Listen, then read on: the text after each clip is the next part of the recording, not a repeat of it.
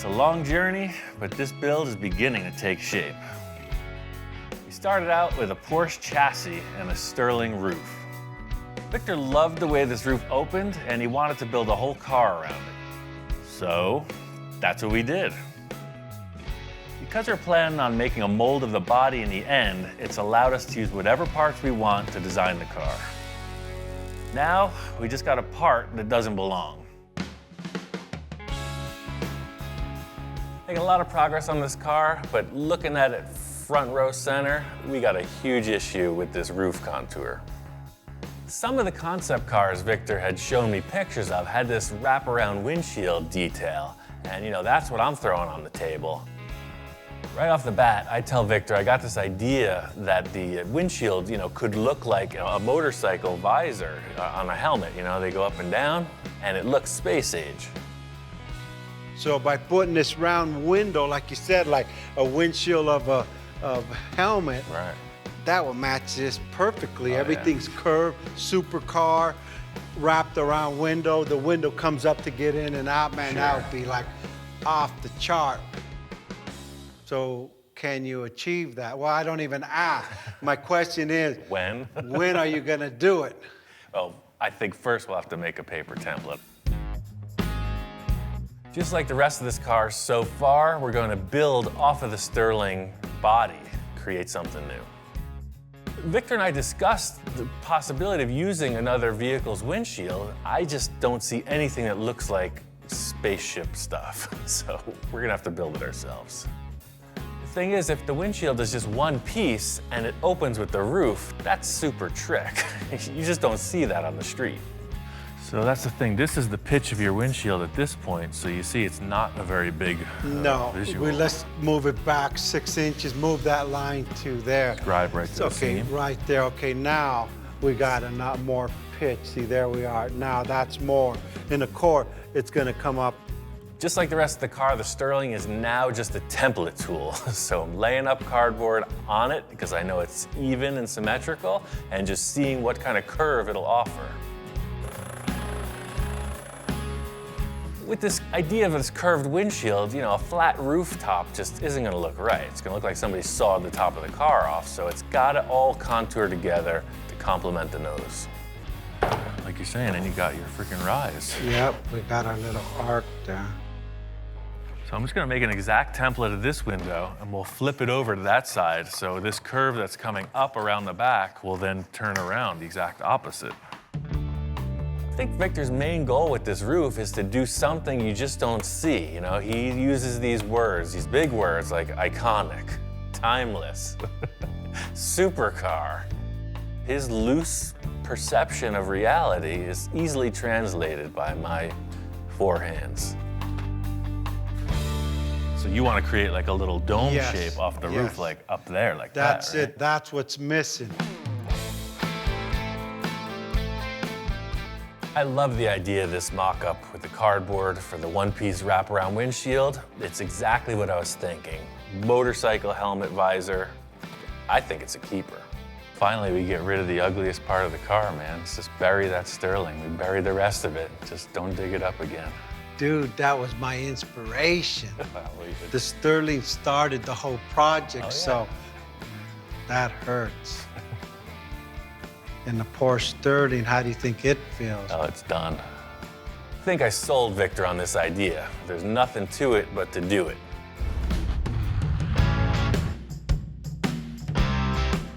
I sold Victor on this concept. All I have to do is accomplish it. So this is the template for the windshield. This cool visor-like wraparound deal. The challenge here is getting this template into a good plastic template. It needs to be like a rainbow. The plan here is to get down with my bad self. I got some acrylic sheet. I'm gonna make a better template that should represent this windshield in its three-dimensional grandeur. The reason I'm using acrylic is because it's very representative of how any material that supports itself will curve.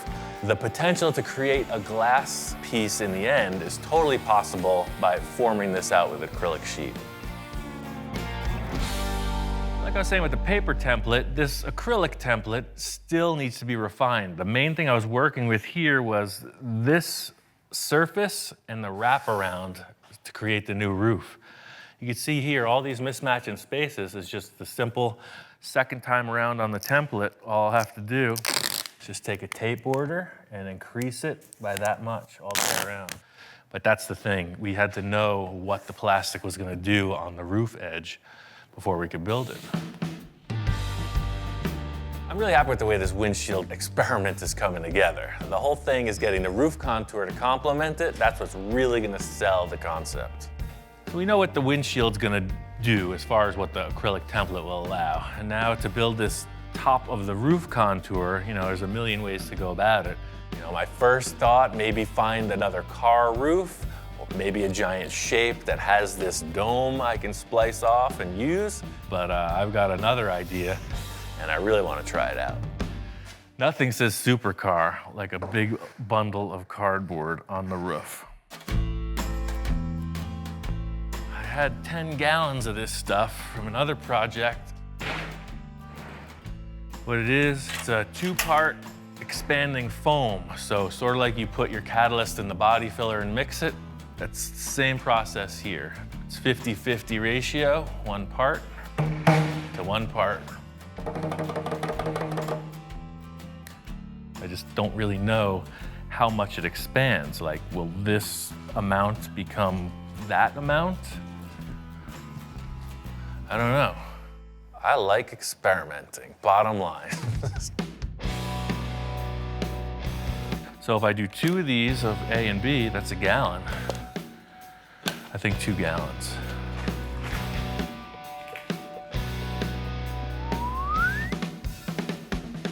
So that's 4 quarts of that. All right, 2 of those. And now you start mixing. The whole thing is if I pour it on the car like this, fully liquid, it's just gonna go through all the cracks. I don't know, I'm just mixing it up. We'll see what happens. I still got 4 gallons left. It just became twice the volume. Here it comes. Get ready. Whoa.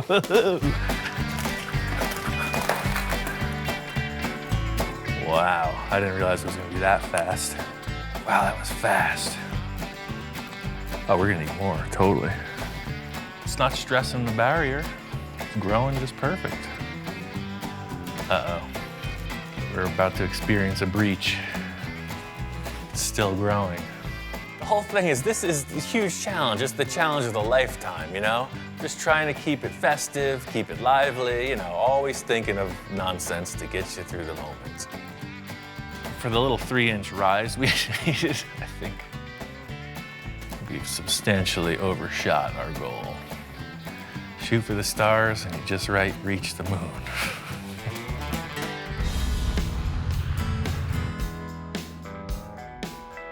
What we have here is a giant lump of expanding foam that is cured on the roof of this sports car. I think it's pretty clear the muffin is cooked. Definitely like one of those things you see coming out of the oven. Totally strong. That's why I use this foam, because it'll be able to be carved back and be a really good base for whatever we do, mold-wise. That's like Christmas morning. We're unwrapping that gift that you didn't want. That gift from grandma, the socks or the slippers, that's what we're doing. We're just, how am I gonna work with this? Time to get medieval on this. Like the great sculptors of yore, starting with a giant block of marble, I will create a masterpiece. Crazy thing is I only need about that much of this giant slab, so it's gonna take a while. It's safe to say I overshot the foam element considerably. This is a lot of work cutting it back. It's pretty dusty. The good thing is I got these big air cooler fans from Portacool, and they are moving the air and keeping things fresh. It's kind of like chiseling through rock at this point. You're just chunking away, getting these big shapes broken off. Got to smooth it out and get a little bit closer. That's what I'm going to use the belt sander for. Just eyeballing it. I know as long as I stay bigger than it needs to be, you know, anything goes. Wow. You got the sterling out of the sterling. As I'm getting sort of close, it's perfect timing. Victor gets here. I'm always monitoring his reaction. Looks positive so far. I put foam on the roof and then sculpted that back. So this isn't filler, this is a 2-part foam. You mix it up and pour it on the top. You know, him just walking in, I'm trying to explain. You know, he doesn't know where I've been. I'm trying to explain where I'm at. You know, see this angle, this complements that, and he's responding. You know what? Stand back and look at the side, because it's actually, check this out. I love the way that comes up and then back down. It gives you like, man, that car's going Fast. and it's not even moving. Yeah. And no more sterling into sterling into sterling. Nope. Now it's just, I don't know, what is it? Concept, baby. Here, check this out. Now you get the look. That's why I got a solid black, so you kind of get the effect of it cool. having a tinted window. That's the thing about making a model. You don't really understand what it's made of in the end. Pulling this protective coating off, you see a nice glossy surface. It looks like a windshield. That sells it. Yeah, see now it looks like a windshield because it's got that black reflection, right? Wow. I mean, That's cool. that's supercar. Yeah. Everything I wanted. The round windshield. We got the curve on the top. Needs a little bit of adjustment. Yeah, but now looking at it, you know, that's the whole thing. This just being a mock-up with templates. Just with the way that the roof comes together, check out this line with the tape. You know, like that, so that this was the roof, and this line was kind of going back into the fender, you know? Yeah, because it almost looks like there's a flat top on it. That's a good idea, but watch, you stand back there, check this out. Victor's always talking about when you walk in the door and look at it, where does your eye go? What needs to be improved? He's saying that the windshield in the rear portion could be contoured a little, could be swept down a bit. And the more he's laying it out, it makes perfect sense to me. It does look way more streamlined. Let me spray that top of the window gray. We'll peel back the tape, and then we'll know what we're dealing with. This is exactly why Victor comes in periodically. He's not there for the monotony. He comes in, does a few checks, and then we move forward. And it gives you more roof. It actually looks like, you know, more structure on that thing. The modification in the back of this windshield area is just a perfect example of how things flow, according to Victor. One line makes the car look segmented, broken front to back. Another line makes it just follow through down into the rear portion. Yeah, so the whole thing is now on the other side of the car, it makes the roof look like it's just got a little cap on top. And by lowering that window line, it fits. Everything just flows right into the rear corners. It's them last little details to make these designs like work. Really happy with the way this roof concept has come together. There's just one more thing I got to accomplish to wrap this thing up.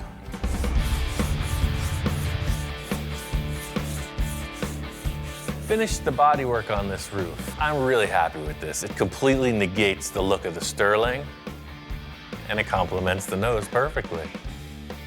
Victor's call with this line revision for the windshield nailed it. Definitely want to add some flavor to this cowl area of the car. I got a couple ideas. I'm just going to do something, and we'll see how it develops. From the start, you know, Victor's coming up with all these crazy concepts. You know, he wants this or that or the other thing, but he doesn't give much solid direction in the beginning stages. So that's my opportunity for artistic license. You know, I got an idea about the way it should look, and I'm just going to build it out. At least we'll get somewhere. Victor wants to revise it. You're threatening to run away from home. It's a hobo stick with a bag thing. You going somewhere? I guess so. Beat it, kid.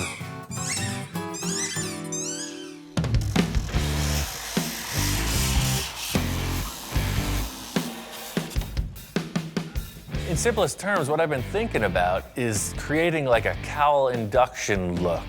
On modern cars, air intake is right below the windshield, and I think this would benefit from a styling cue in that vein.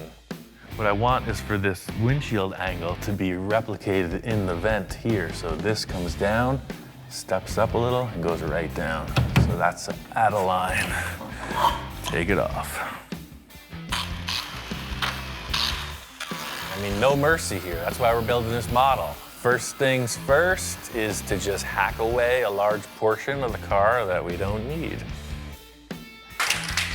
What this is doing is twofold. It's shortening the perceived length of the hood, but by sectioning it down, it also makes the car look lower. It makes the windshield dive down. You know, it's aggressive.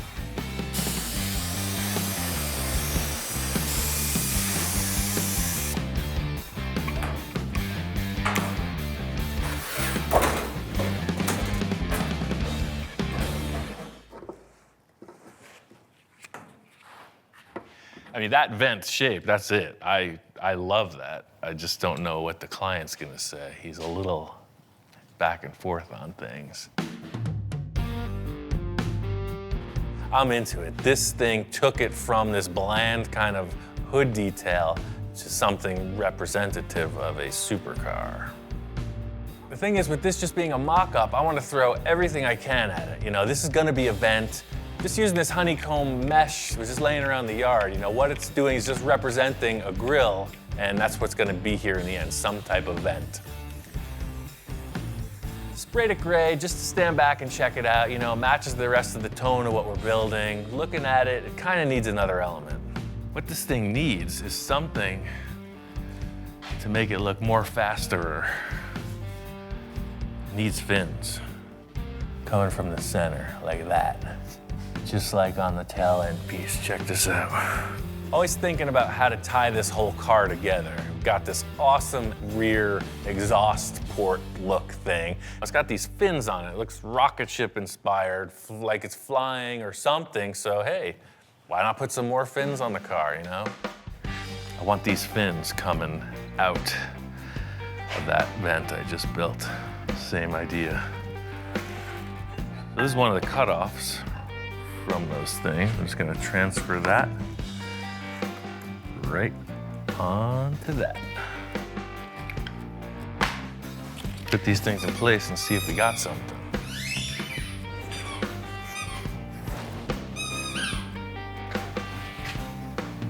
Oh, that's mean, that's aggressive. That is the flavor. The whole thing with this is design, you know? I did it before with this piece. We're holding session here. Can you just compose yourself for 2 more minutes? That's all I ask.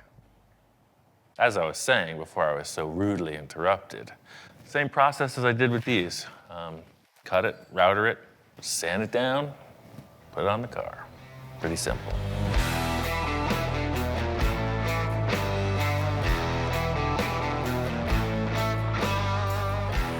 These little cowl fin things, you know, I want to make them out of aluminum. I want everything front to back to have the same stylized aluminum element. Big chunk of aluminum plate, cut it out, finish it, router it, finish it again.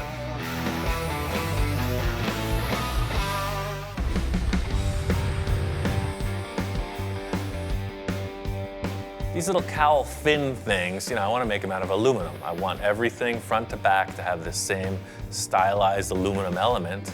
I got about 5 of these things made, and just as I'm finishing them, Victor's here. Yo, what's up? What's happening? What the heck you do to the car now? Well, we were talking about having an event, right? Victor, understandably, doesn't know what's going on. You know, I'm working on these aluminum shapes, explaining what's happening. He's just kind of trying to take it in.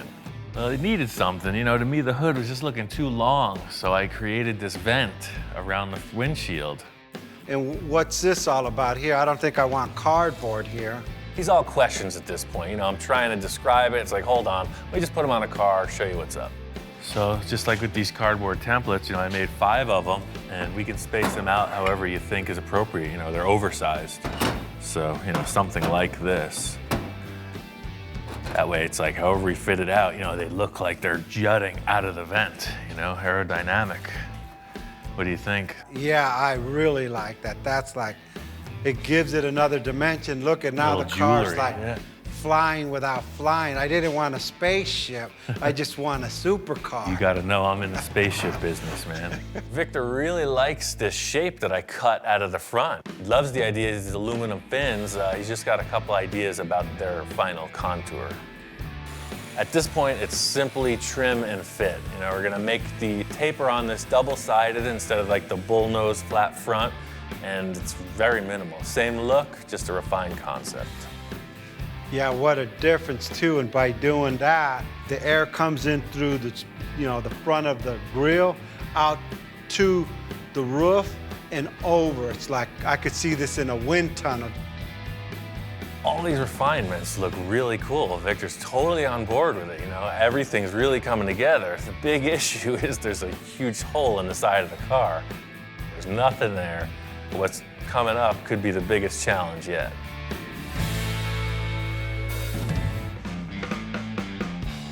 We got a little something. Check it out. Carhartt collar. Oh yes, he's all about it.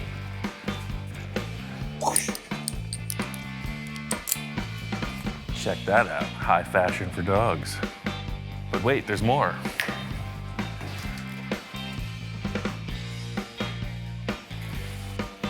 You know what that is, don't you? It smells like a fresh, new dog bed. What do you think about that? Oh yeah. Oh wait, you're twice the size you used to be. You like it? Very good.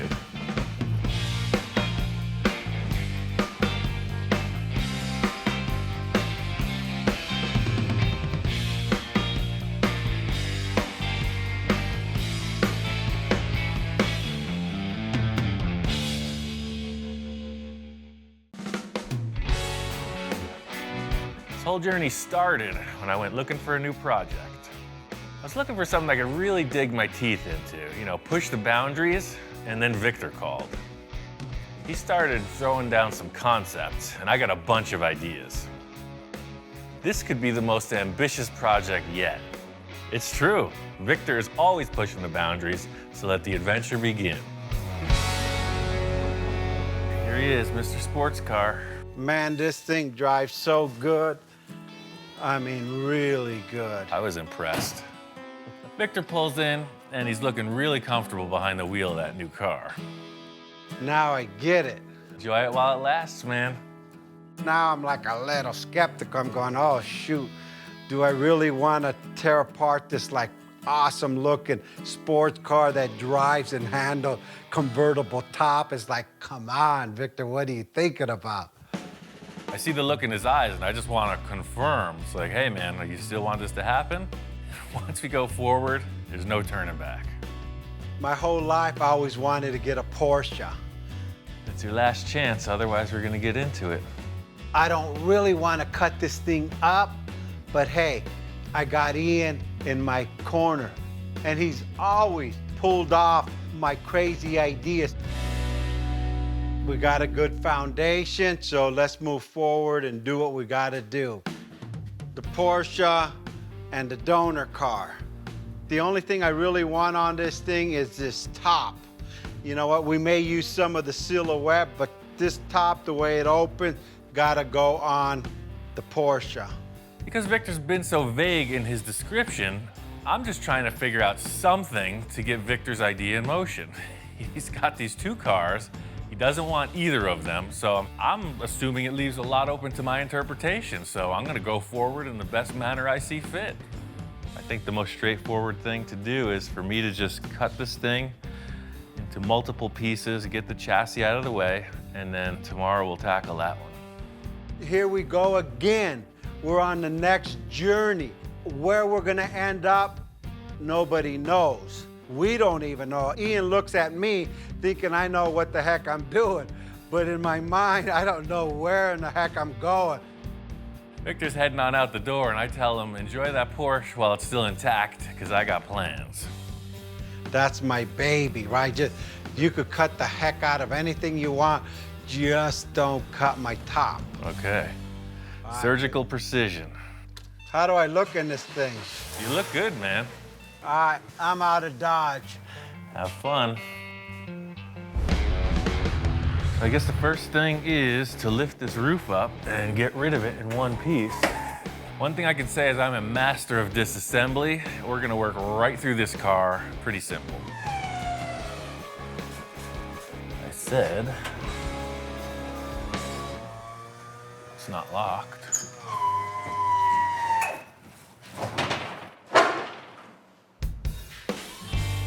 The one thing that was the sure thing, you know, the main wish on the list, doesn't work. No good. Nothing. It's not even budging.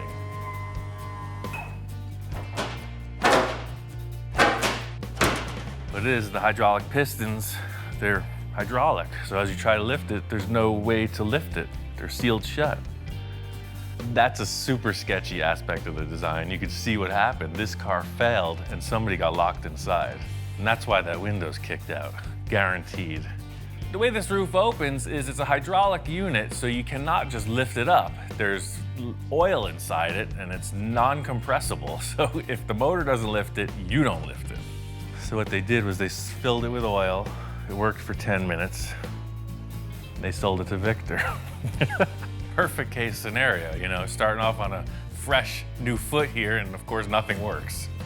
Therein lies the design flaw in the Sterling kit car. We just figured it out.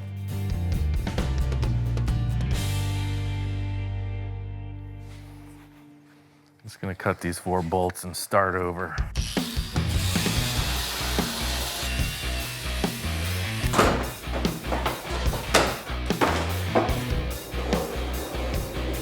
The thing I was hoping to do is just retain these hydraulic hinges. You can see all the fluid is just coming out of the top of the pistons. I'm just gonna cut it out. A sane, normal mechanic would probably take off the tire and look under the car, but I ain't got time for that. We're gonna cut our way through.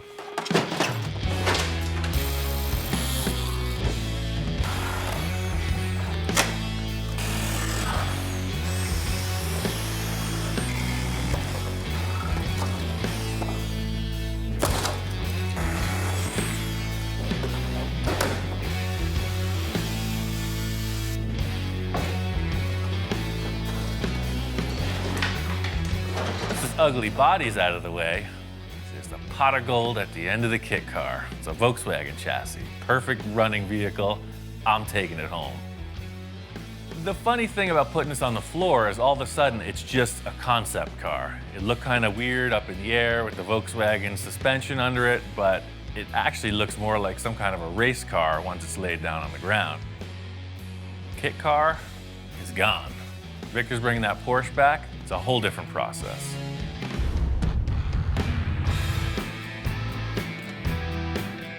Back early. Wow, dude, you cut that thing apart. I don't know, something doesn't feel right here. Can I put this top back on there again? Just to see if we haven't lost anything? Victor's kind of got a one-track mind. I don't know if anyone's ever loved a Sterling roof as much as him. So, like, you know, you can do anything now. Now it feels right because you could kind of see my flavor's back. Right. The number one thing I found out is that hydraulic unit is bunk. What happened was they filled it with oil. You were able to lift it 5 times and then it failed. So that either needs to be rebuilt or replaced entirely. I'm not concerned about the hydraulic. I was concerned that he's gonna cut my roof. You never know with Ian. So this thing's apart. I'm ready to get into the old Porsche, man. I got a couple ideas on that. I'll just take it all apart. By the time you come back tomorrow, this thing will be bare bones, ready for construction. But remember, one wrong cut of a wire, it won't turn on, it won't go. This thing has sensors everywhere. I know, that's what I was reading about online. I did my research. I know how to take it apart without messing up with the computer. I'm on board. Let's do what you gotta do. Might be a little painful to see it break apart. Like really painful. You know how many people are gonna be pissed off at you, not me, people. He did it, I just watched. This is the part where some people flinch, but just like the surgeon in the operating room, you know, sometimes you just don't want to see it, but you want to get fixed. All right, man. I'll start All right, taking talk it to you apart. later. I'll just... Don't be nervous. I got this. You know, I have complete faith in Ian, I guess. So first things first is to disconnect the battery and unbolt everything I can. This is the white glove tech disassembly. What Victor doesn't know is this is a lot like a Volkswagen. It's just a little more high tech. The whole idea is to retain the complete drivetrain down to every last wire that the computer has a sensor for. All of this stuff is critical if this is going to pass emissions and if it's going to run properly. If you ever tried to take a door off, say, a 55 Oldsmobile, this is a totally different game. I'm not planning on using any of these body panels, but I'm also not going to beat them up. They're really nice. If we do have to retain something, we could just grab them and reuse it. Look how much stuff is hanging out beneath the fenders. Looks like a freaking Robotron or something. You can see how much room there is in the front of this car, which is perfect for the low nose profile we want to get in the end result. The OG is in the house. It's not my house, but we're still doing our same old thing. He's inspecting, he's checking stuff out, and I'm busy working as usual. What do you think? Like next level. I mean, we haven't done anything like this before. I don't think this dog is much into imports. You know, he likes the old school hot rods, customs. This is kind of a first. It's new territory. I'm guessing he's gonna warm up to it. I knew that everything from the doors forward was gonna unbolt. It came apart no problem. The back is a different story. I don't know what we're getting into. No turning back now. Waiting my whole life to do this.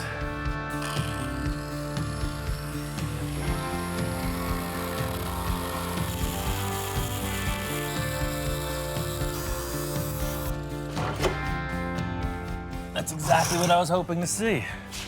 So now I can cut this bubble away and we got tons of room for a tire. He wants flavor, I got it right here. Tire's this big. After I cut the outer fender skin off, I saw the inner wheel tub and I realized we can cut a straight line front to back and it'll allow us much more clearance for a bigger rim and tire combo. There's nothing like the smell of freshly cut Porsche in the morning. Look at that. One last thing that's in the way, and I know we're not gonna need it, is the windshield. The thing about this Boxster is that the windshield frame is a roll bar, and it's got a bunch of electrical wiring going to the rearview mirror. Sometimes things don't come easy, you know? I started off with my surgical precision and got all caveman on it in the end.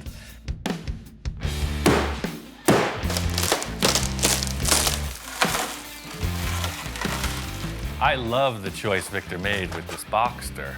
As a concept car, it's ideal. The fact that it's a convertible, all the structure's still there. That's a huge plus for a kit car scenario. If you cut the roof off a regular hardtop car, it gets flexible. It's a perfect base. It's a nice car. Glad to have destroyed it. No turning back now.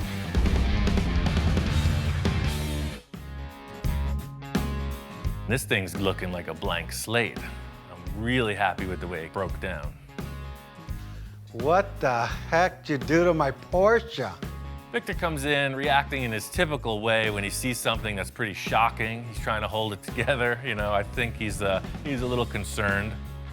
I came in and man, it's like worser looking than I thought it would be. I mean, In taking this thing apart, it's really showed me how much room we have to be creative. There's no mechanical stuff ahead of the axle in the front or behind the axle in the rear. So it's pretty much open to whatever you want to do design-wise. As Victor's walking around, I'm just giving him a rundown of all the positive things I'm seeing in this vehicle underneath. How all the structure's still intact, how we didn't need that windshield that's broken all over the place in the corner, and he's responding. He's kind of getting it. Ian started explaining, then I started getting excited. Hey, this is the first step. You see all the wires, nothing's been cut. So everything we need to either bypass or reinstall, it's just a plug-and-play system. This thing has so many sensors on it. I told Ian, all I care about is that that car runs after it's all stripped. Apparently, he's found out that if you tamper with the electronics, these cars go into a safety mode and they won't start. Yeah. Everything is the same. Awesome, man. That's awesome. Like butter. That's why I took it apart this way. Hook the battery up, it runs. I think it's gonna be a good go-kart, man. Victor's become pretty attached to this car, and just seeing that it ran, you know, he wanted to hop in once more. No rear view mirror. Nothing. Nothing in your way. He wanted to sit in the car that's all cut apart. What's more fun than that? Still feels good. Same car, man. Look at the wind's hitting my hair. I can't do a burnout, but I could. That's pretty cool. I seen it, I feel it, I taste it. Now I'm excited. Where's the body at? Well, we got that other thing, and I'm not sure. We got to fit it on and see if we got even something to start with. Now that we're this far, we got to put that roof on, make it work.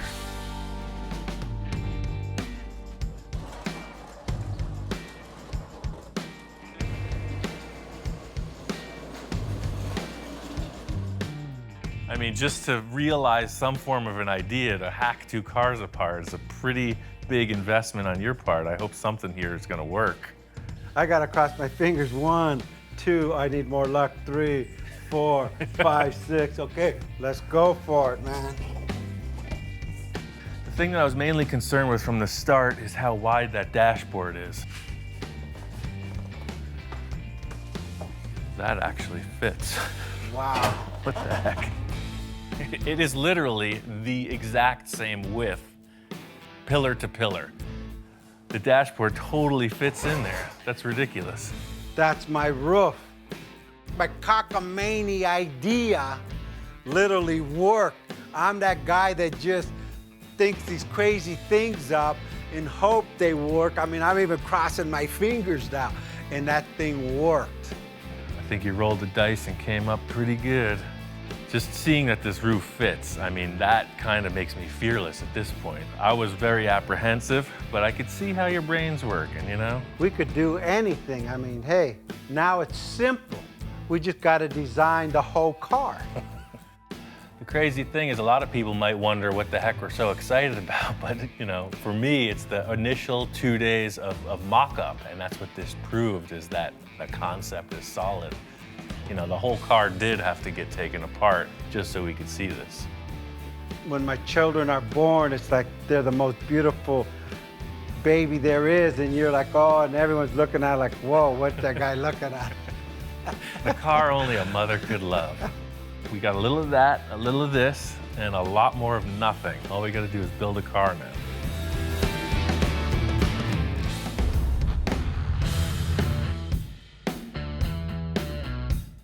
Out here in Pasadena, the Art Center College of Design, their annual car show.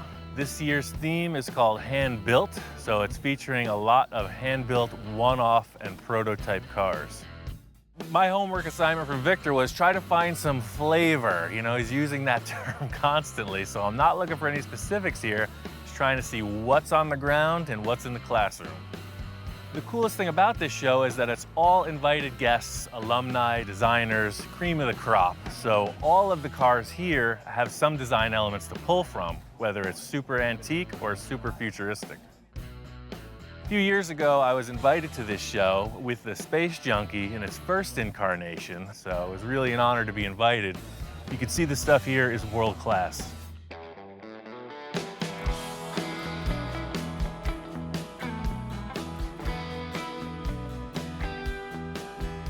They got a lot of really expensive exotic cars here.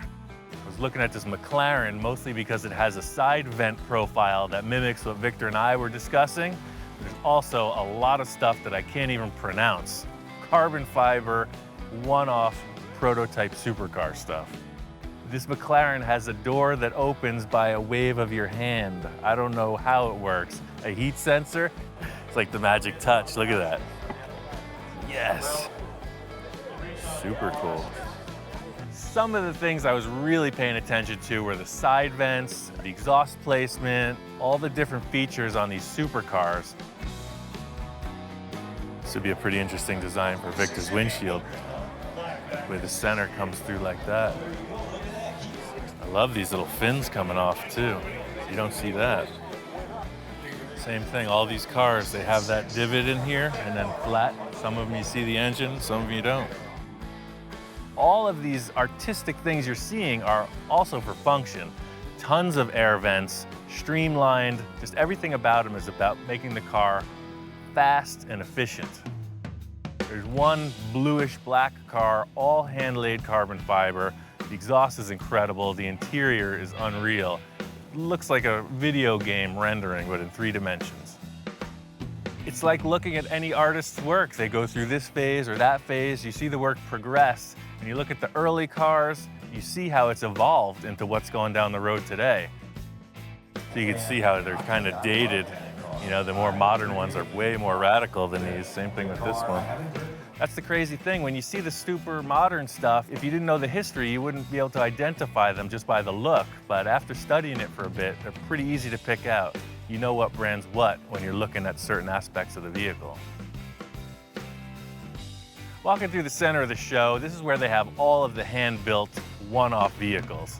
A lot of aluminum bodies, just really incredible design and fabrication skill. I think this is freaking great, man. We're looking at this aluminum body that was made in the 50s or 60s, very simple craftsmanship and tooling, and the result is like world-class finish. This guy knows his work for sure. This car's in bare metal, no filler, you can't see any seams, and there doesn't appear to be any waves in the panel work.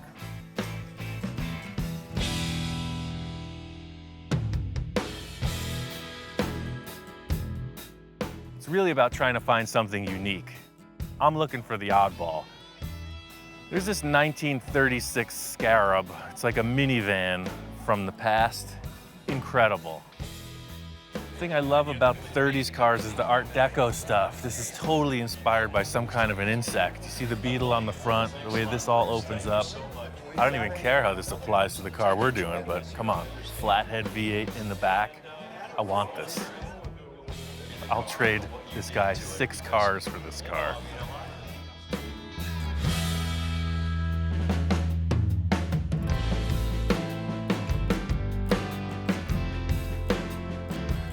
Walking through the classrooms here, you can see they are heavy on theory. Sketching, illustration, the whole deal. It's all about ideas. The Art Center is all about the new young talent, and I'm kind of scamming in a little on that. Checking out the classrooms, looking around, see what all the hot young designers are up to. It's really about trying to find something unique. I want something that's completely unidentifiable and like hypnotizing. I'm really charged up. I got a million ideas. I took a bunch of pictures I want to share with Victor. I think we're ready to get started on this build.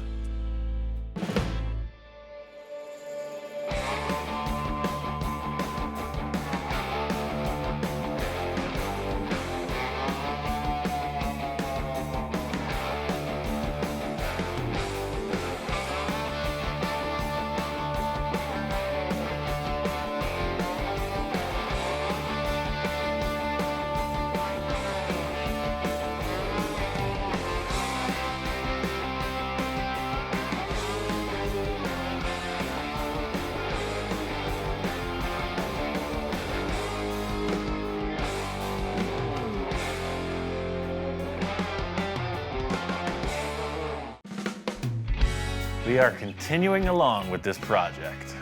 From the beginning, our plan was to make our own version of a sports car. Taking cues from Ferrari, Lamborghini, Even the Batmobile was an influence.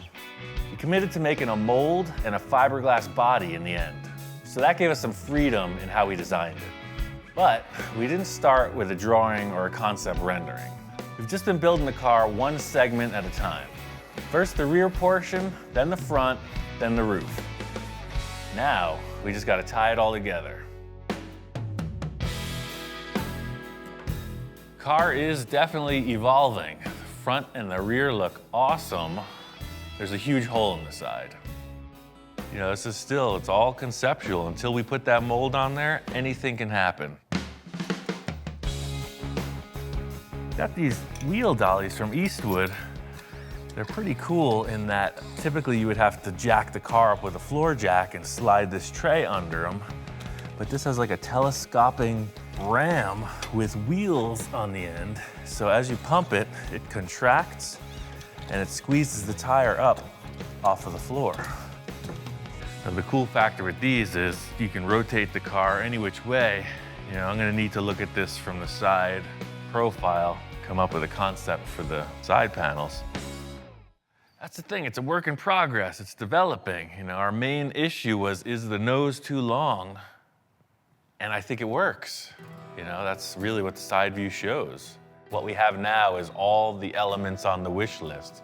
The giant trough in the back, cool wraparound motorcycle helmet windshield, really exaggerated nose with the deep vents.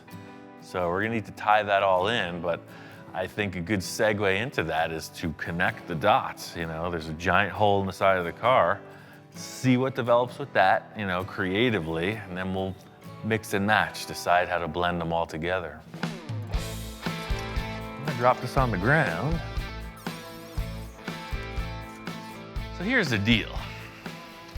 You know, this is the old fender. It's been pushed out 4 inches. I gotta create a whole new rocker panel that's easily 4 inches wider. Got a couple ideas with some vents in here and a way to improve on this access point. Everything has to start from somewhere. You know, my typical formula is just a blank slate. Just set up something before Victor gets here, and then we'll hash it out. I'm really trying to give this car a truly exotic flavor, you know, one-off, unique, and I think the side offers a ton of potential. We got all this left over from the front hood. Let me see what this does. The main point of concern with this car is that there are no doors, so the roof is the access point. It opens and shuts. That seam has to look good with whatever design we come up with.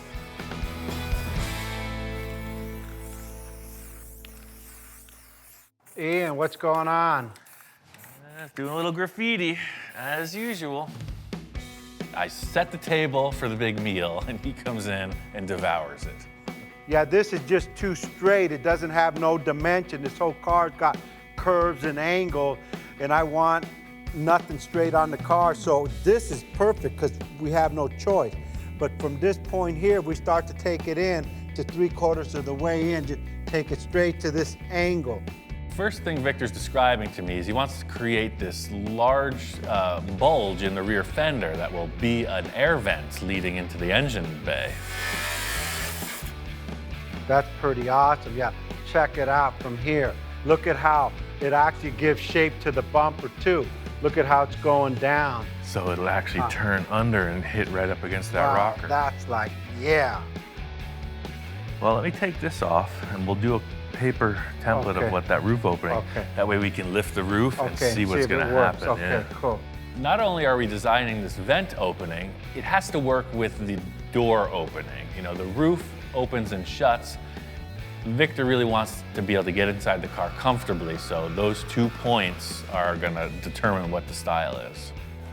So here's the deal. The whole issue with lifting is we're scrubbing across this whole line. So if you can live with tapering this back a little. As per the usual, Victor's all ideas. You know, he's like, I want a rear vent, I want a front vent, I want this, that, the other thing, and a lot of good ideas on the table. All right, well, that's exactly what I had to ask you. You know, I know you're busy. Let me make this just like you described, and we'll see what comes out of it. All right, cool. All right, let's let her down. I love this part of the process. You know, it's all the envisioning. Victor and I, we hash out our ideas. He gives me a punch list of his wishes, desires, dreams, and I do whatever the heck I want. It's awesome. Yeah, I'll get this mocked up again, a little tighter. We'll go forward from there. Victor's got to take off, and I am ready to get to work. Victor and I did this mock-up. You know, it seems like it's going to work, but standing back looking at it, there's definitely some issues. The wish list Victor had was to be able to get in and out of the car easy. I just don't want to sacrifice the look of the car for a bigger door. So the way that this line looks, when the roof is open, it's going to look terrible. It's like a freaking butterfly wing or something. Unacceptable. I mean, I saw this coming at us from the jump. You know, Victor's at one side of the fence and I'm on the other. What Victor's trying to get away with is, right now the car has no springs in it. It's low as it's ever gonna be. So he doesn't want to be like this, you know. It doesn't look right. He wants to have an area as low as possible to just kind of swing in. Typical Ian scenario is I just avoid the situation until it's crisis time. Ideally, this, I think, is the most awesome look going. Just for the sake of getting in and out of the car, I hate to ruin the whole look. So now, when the hood is open, it just looks like this weird frickin' thing. As much as I'm into weird frickin' things, this is not gonna fly. See, I do a little mind control with everything, and I'm sure that if I could just do exactly what I want and make it look so cool, so irresistible, Victor will just be hypnotized and go with the flow. I mean, that is starting to look better already.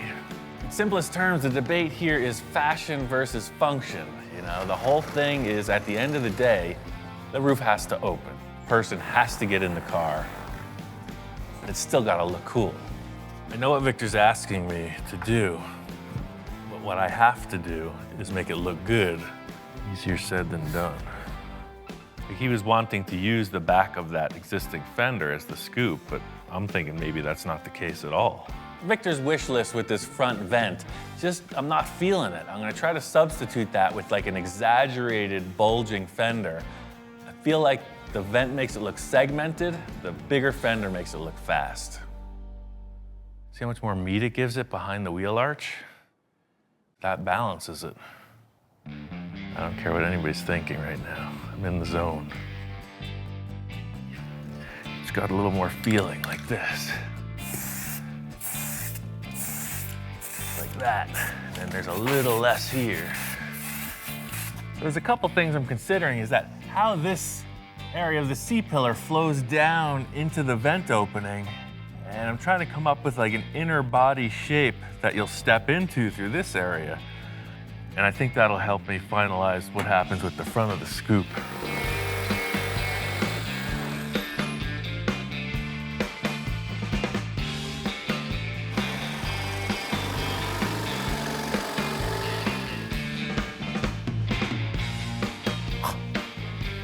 It all comes together. You just get the clients out of the room, we build the cars. This thing is fleshing out. This is the car that I envision, you know, this is what I'm talking about. Massive intake for the vent, very shallow door, you know, it just looks like a fighter jet cockpit. The fenders look fast, it's pretty trick. I want to see this fender continue all the way to this point. I want the front fender to go right down into the beginning of the vent. Then the roof panel just comes somewhere in here, and that small little roof lifts up. I'm gonna commit to this mock-up.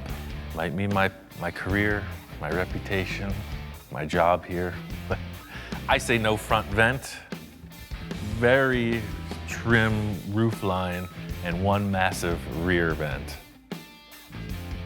I can go on for days, I can just talk the talk, but nothing's gonna prove it like putting in a couple more pieces and letting the boss check it out.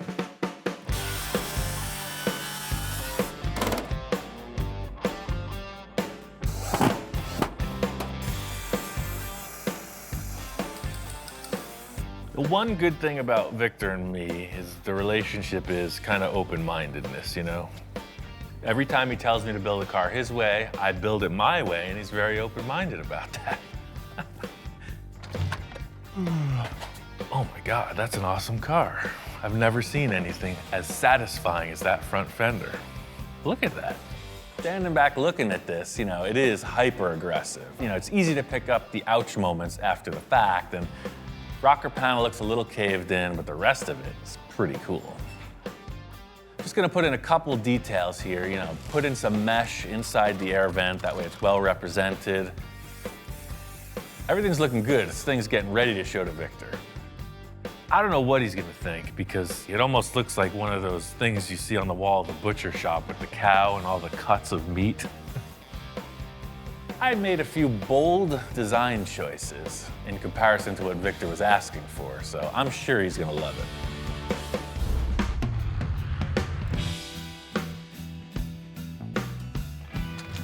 Ian, what's up? Hey man, I got some progress. Wow. You definitely changed that around a lot, so you got rid of the vent in the front. Well, What happened? Like you were saying, the car was telling me what to do. At first, Victor walks in and he's not really digging it. I don't think he likes it. You know, he's like, where's the front vents I asked for?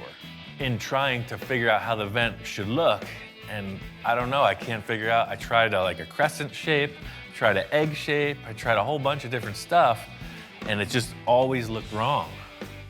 I know Victor's asking for a front vent, but I was feeling like a bigger fender, you know. Either way, it's not a loss, it's a point to develop, you know. We have something to work with.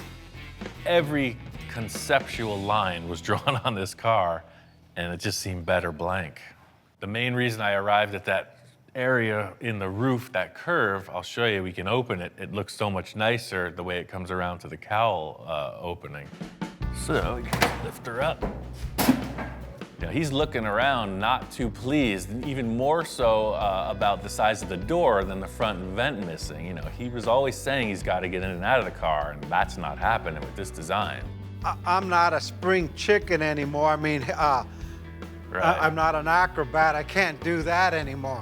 You know, Victor's getting back to basics here. He's like, you know, I'm no spring chicken. We need to get a little more conservative with this. And I'm thinking, conservative? That is like the opposite of Victor Cacho. Right there, it looks the best open, literally.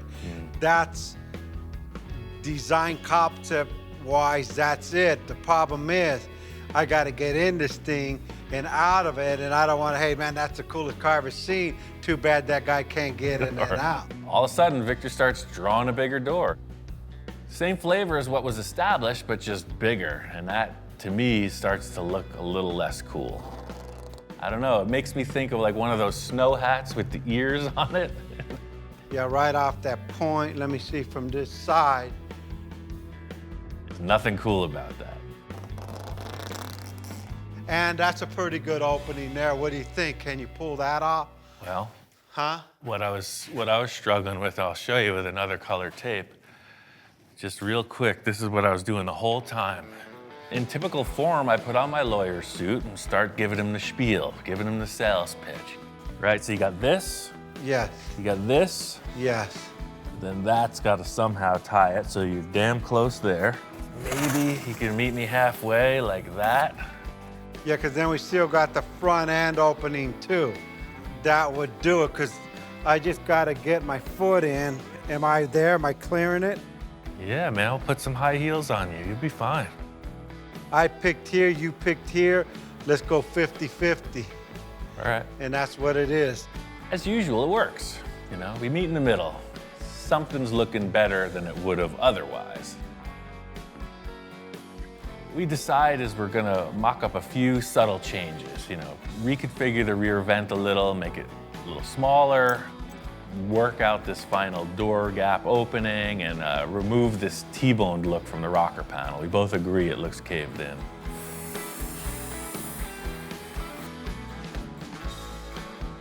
The roof is done. Go for it. The opening on the door's done. Go for it. That vent's done, right? And if I can't get into that, I shouldn't have a supercar. After this conversation, I'm confident I'm ready to go. That's it, make it happen. Victor and I got the design of the side of the car nailed. Now I just got to build it. First step is to get this thing into fiberglass and work on completing it. So at this point, we are strictly on to prepping this for the mold. Everything here is to just create a nice mirror finish block sanded surface. The roof opening door section will be cut out later after the mold's done. So this is a giant generic shape.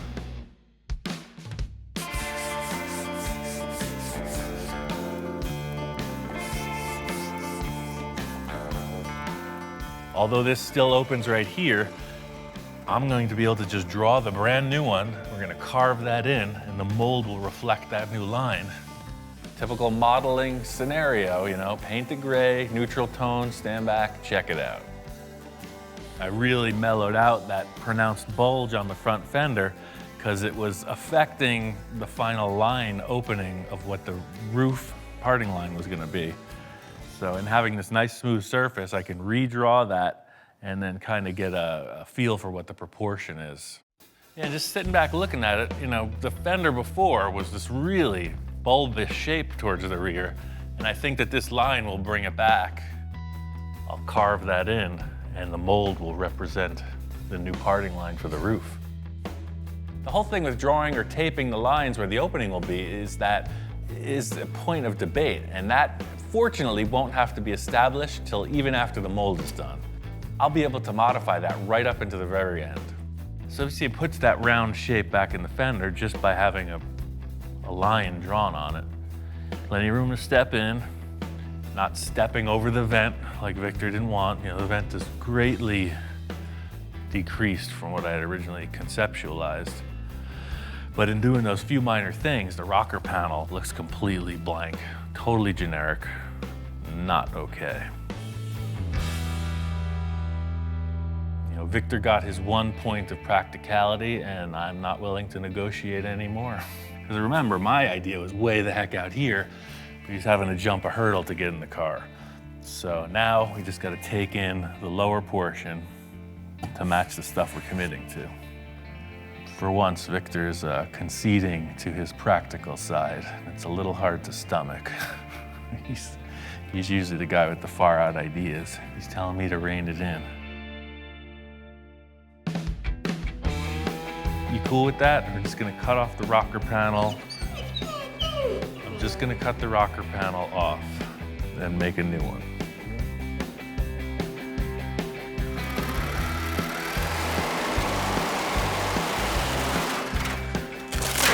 Crazy thing is that almost works as a vent, as an open area. For this rocker panel, I've got a brand new old idea. We're gonna use another piece of the sterling. Ah, look at that. The concept of this sterling rocker panel is actually really cool, and putting it on the car, you know, it almost works. Nothing fancy here, simple water pipe. You get it at every home supply store. But we're gonna make a supercar out of it. The sterling panel is a really curvy thing. You know, it looks like a dune buggy on the bottom. It's very swoopy, so the PVC will offer a very straight shot from the front to the rear tire. Getting this bottom line established, it's looking good, but the area towards the rear tire where the vent is just doesn't look right. I think I'm just gonna delete that end part of the rocker panel where it becomes a vent. Just let the concave surface speak for itself. Now I'm really curious to see what Victor's thinking about. He's throwing me a curveball. I'm not doing what he's asking for. I just hope he likes it.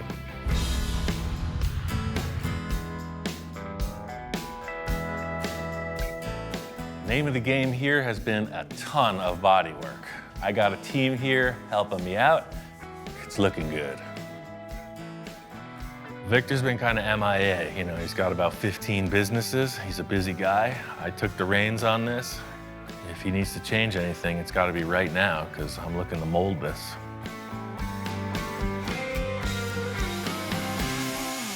Wow. And Wow, dude, come on. Long time no see, compadre. You don't sleep? I've only been gone a few days, not months. I got assistants, man. We got a crew doing the night shift. That's how this happens. I'm just trying to absorb, excuse me, I'm like overwhelmed right now with like figuring out what the heck you did here. Victor comes in and he's kind of speechless, and maybe in a good way. Man, I love the rocker panel because it's not straight, it's coming here and then bulging out with the white tires I got for this thing. And then he starts elaborating on dimension and flow and proportion and all that. You know you're on the right path. All the lines and all that effort, and it's all coming together. It's a supercar, dude. I was explaining to Victor everything that's gone on thus far. You know, it's looking good, but the one thing unestablished is the actual line where the roof opens from the body. So this is gonna come and shoot right out here. This nose is gonna open this way, and then the roof, of course, comes up and over. And that's big enough where I can get in. That's pretty cool. Getting this tape line on the car, you know, that was the clincher. That sealed the deal. He's got his access. I got the look of the long front fender, figured it out. It's about commitment, my man. Once that mold is finalized, there's very limited room for changes, so it's gotta happen here. Have I ever changed anything? You're always a man of just solid. I'm feeling really good about what we've accomplished thus far. You know, the model of this car is awesome. The one thing is, we gotta build an entire mold on this car. Building a mold on an entire car body is nothing I've ever done. You know, it's pretty ambitious. The next stage is the biggest challenge yet.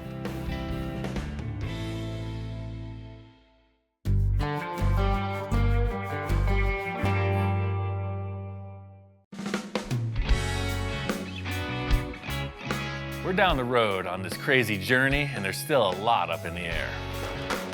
One thing I do know is we're building a complete custom body on this car. We're just going about it in a slightly different way.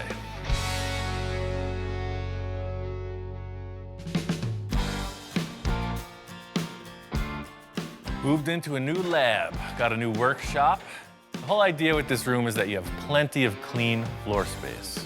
One of the biggest challenges in everywhere I've worked is that there's always stuff, and I'm always trying to decrease the stuff. I got my tools, I got my dog, ready to rock. The whole idea with getting this in the room is now we are in the artist studio. I got the car up on these little roller dollies. We can spin it around, get up high, down low, nothing in the way. Because really, that's it. We gotta have that line, you know? It's gotta look good. Victor and I were up at Gene Winfield's. He had a whole bunch of fiberglass bodies, and I knew we had to go in that direction with this car. But Gene was molding cars that already exist, like a 51 Merc or a Ferrari F40, but we don't have that option. We have to create the car first. It's just like this car model. You know, imagine we had a full-size 57 Chevy, and we made a mold on it. We would end up with a car body just like this. We have to create our car body first. The cool thing is we can use any car part we want. We can customize it, hand shape it, whatever. It just has to be strong enough to build a mold on. We can move fast. We can make changes on the fly. We've never done anything like this before. I'm super excited. It's just gonna be a ton of work. The whole idea with setting up the car in the shop like this is it's gonna be a big debate between Victor and I as to how it turns out in the end. Set up these fenders just as a representation of something over the rear wheels. I know Victor loves the idea of this really low trough. You'll see the engine and the other components in here. This is directly in the way.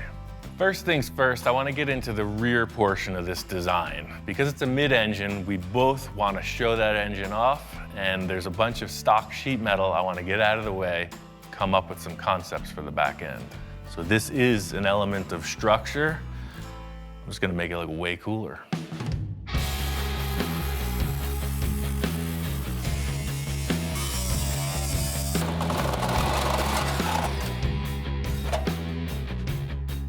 You can see now clearly the strut tower in here And if you look under the hood of any front-engined, car for the track, they'll have this flange that bolts on here, and then a cross brace.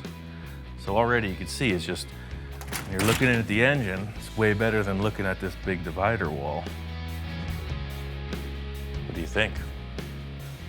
Dude's always on board, he's 3 years old, he's getting himself into trouble, banging his head into stuff. He's always putting his nose in my business, and I'm sure he's totally liking the smell of the fine German machinery. We don't get a lot of that, and I think he's just taking it all in.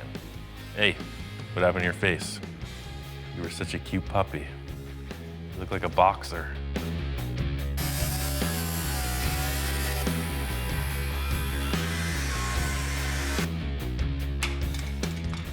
Getting all this metal cut out of the way, it's exactly what I was looking for. The engine will be exposed, but now I gotta put some structure in there, and I got a couple ideas how to make that happen.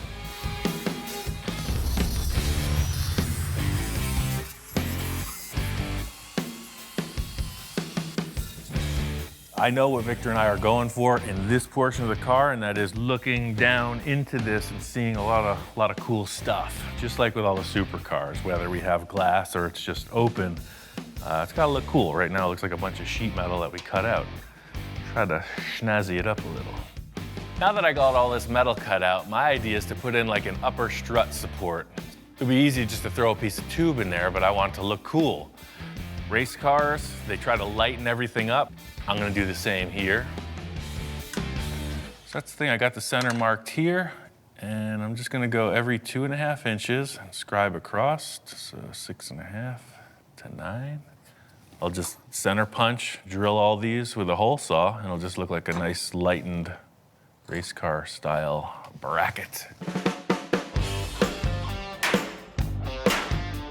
I'm just gonna pre-drill these with a 1/4 inch hole and then hole saw it up to, I think, about 1 inch, whatever looks appropriate. So there you go. Now you got a bunch of small holes. Now I'm gonna make a bunch of big holes. The hole saw leaves a bunch of kind of scratch marks and loose pieces of metal hanging off, so the die grinder cleans all that up. There's a few different fittings on that tool. It goes from coarse to fine. In the end, you end up with something that looks like a piece of jewelry. It just looks kind of like a, If this thing's sitting on a table, you don't know what the heck it is. Is it a musical instrument? Is it a weapon? Is it an upper strut support bar? Who knows? So the last thing I want to do is put a finish on it. Eastwood's got this cool surface finishing tool. It provides like a brushed finish. You hear like brushed aluminum, brushed stainless, you see it on your refrigerator or something like that. And I'm gonna use that on this piece of tubing. That is pretty cool. Now I'm just gonna weld it into the car, figure out how that floor area is gonna be raised up. This piece needs to be super strong, so I made these gussets and I could weld them in on each side of the shock towers.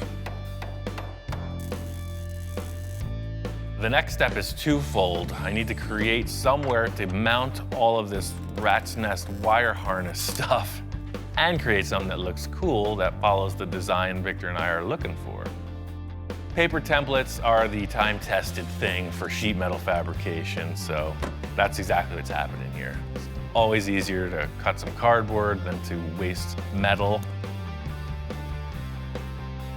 You got a little something hanging off your chin there. I love the idea of what we're doing here. It's because my thing with any hot rod is you got this big giant engine, you're seeing mechanical stuff. And that's what we're doing. We're chopping the car down so that the engine components can transfer to the outside of the vehicle. And that's cool. Just laying this cardboard in totally cleans up the rear view of the car. I'm pretty sure this floor shape's a keeper, but I need to come up with some kind of representation of how the walls are gonna turn down from the fenders within my 3,000-pound paper folding machine. It's always easy to pick out what looks terrible. You just gotta figure out how to sweeten it up, and that's exactly what this envisioning tool is going to provide. Ready to show this to Victor. We got a lot to discuss about the designs in this rear end. Ian. Hey, man. You found the place. Yeah, I found it, man. What's going on? Wow, place looks good. Oh yeah, that's the thing I was saying, you know, new building, new project. You know, I walk into the new shop, man, Ian's like all peppy, ready to go, just like he's inspired again. And now I'm starting to get inspired, going, hey, move over, I'm coming in. That looks good. The lines are lining up. Yeah, it's all just kind of concept, you know, something to discuss. Aside from it looking so cool with structure, you know, these are springs under here. They're gonna wanna fold in. So I just support it like you would any race car, right? Came in with some gussets, really grabbed that. Ian just telling me all this stuff, and I'm not really like taking it in. I'm like looking at the car, starting to focus on what else could we do to this thing. And he's talking and talking, and you talk all the engineering you want to talk. I'm thinking design, baby. I love that you got it down low. This boxer was round. Exactly. Now we could achieve, you know, whatever vents or take the points down. You know, all this aside, all we have is some structure back here and this surface height. We need to figure out what the look of the back of the car is. You know, you're describing some kind of sculpted thing. All I've established is measuring points. I mean, I can't do anything more until we figure out what the look is. You know, what the heck is you bring in for this part? The mistake Ian made was he said, hey, you could bring anything you want.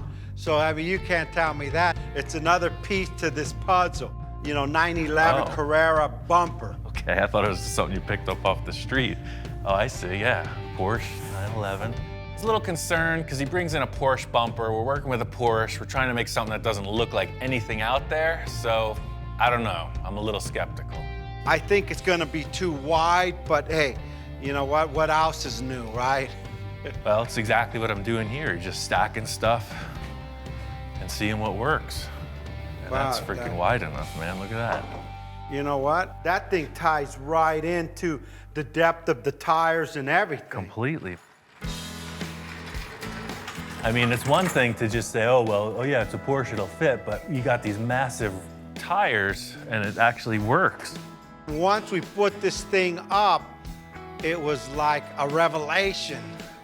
It fit.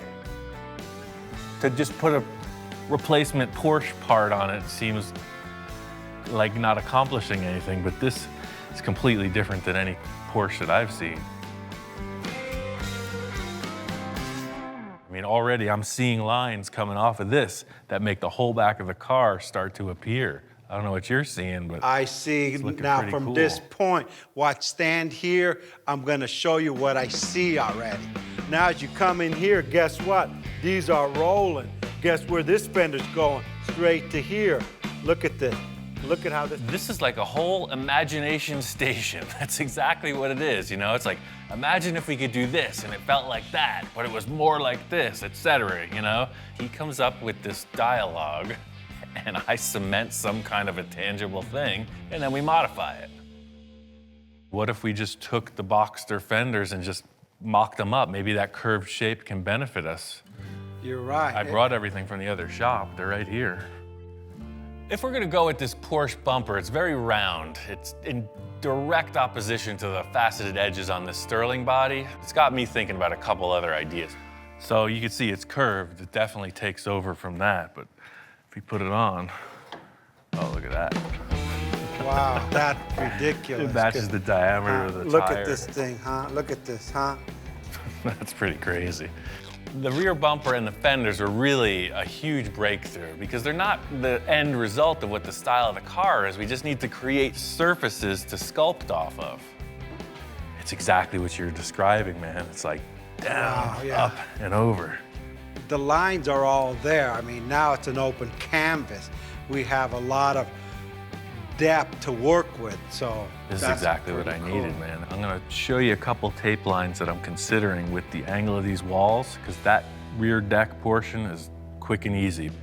The main thing I want to figure out is when you're looking at the car, what are the proportions? How does this engine bay get closed in? How does it flow into the rear quarter panels? Because that's a huge element of how the rest of the car is going to be styled. So this is the angle both sides will be at. This will just get moved over, trimmed out. But these are our dimensions, you know? None of this is gonna be visible in the end. This is just gonna be a rolling shape that comes right out of that trough. Ian, what do you think about a slight curve on that? Well, I got the slip roller. Let me put it in there and we'll see. Look at that. Wow. Totally good call.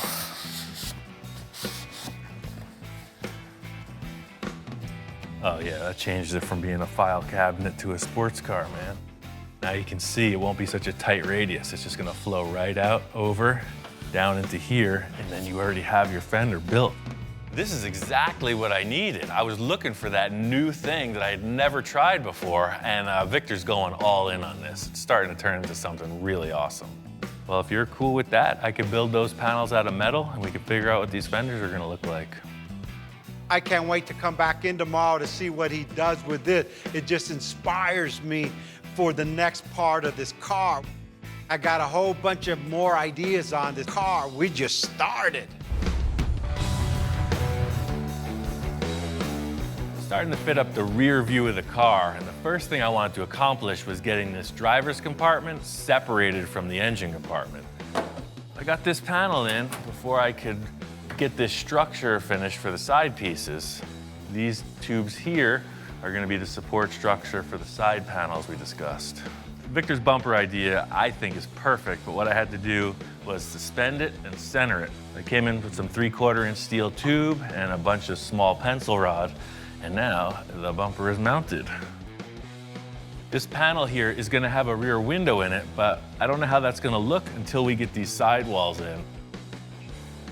Victor and I are committed to this, so I'm gonna put the floor in and build the sides.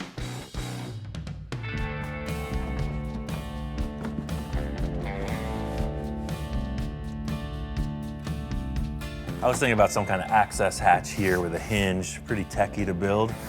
Victor said, why don't we just part it right on these two braces and this whole center panel just pulls out. I had all this scrap foam insulation outside, and by setting that up on the insulation, you can just run the jigsaw right through it.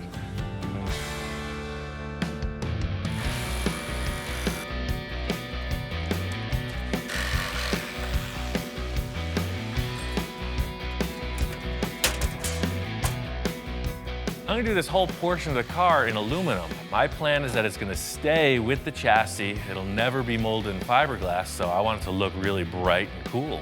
That's it. Piece of cake. So for now, these are just gonna get screwed down. It may hinge later, I'm not sure.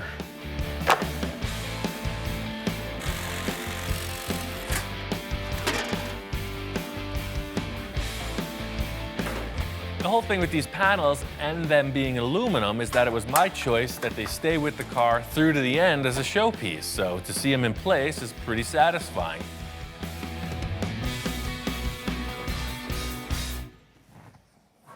Just can never, I need like a holster for my magic marker. Like, whoosh. That's it, I'm taking applications now. Anyone familiar with leather work or anything like that? I'm looking for something size quadruple X. Quadruple X so I can grow into it. My senior years. That looks pretty good. I think to set this thing off, I really want to rivet it together. It's going to give it a real industrial strength race car look. But because this is a concept, I'm just going to mock them up with these self-tapping screws. It's a perfect starting point because the hole will later just get riveted back together. There's the last rear pan where the bumper goes. It's just gonna slip right in underneath the other one. I know that this is not the finished product we're looking at, but you gotta start with a good base, and that's all this is. This is a background for whatever enhancements Victor comes up with.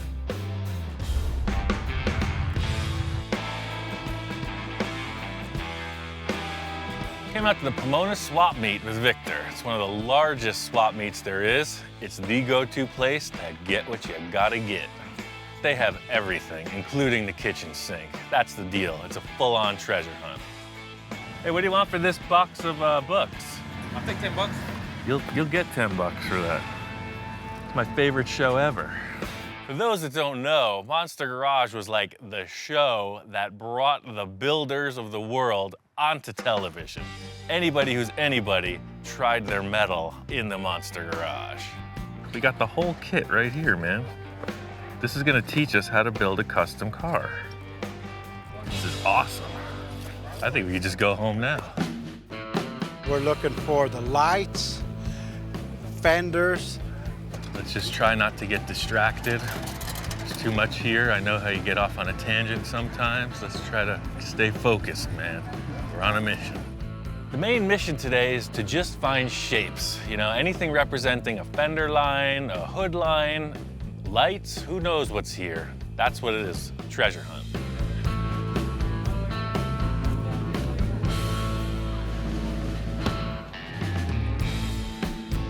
Now you know where I get all my crazy stuff. Yeah. This is like one of my main places to find all these parts that will fit any car that I got. Or I any like car how that- professional their labeling is. I mean, definitely hit a few walls with that spray can style, man. It's too perfect. Here you go. Here's the radius of the front. I mean, there's a million other shapes in the world.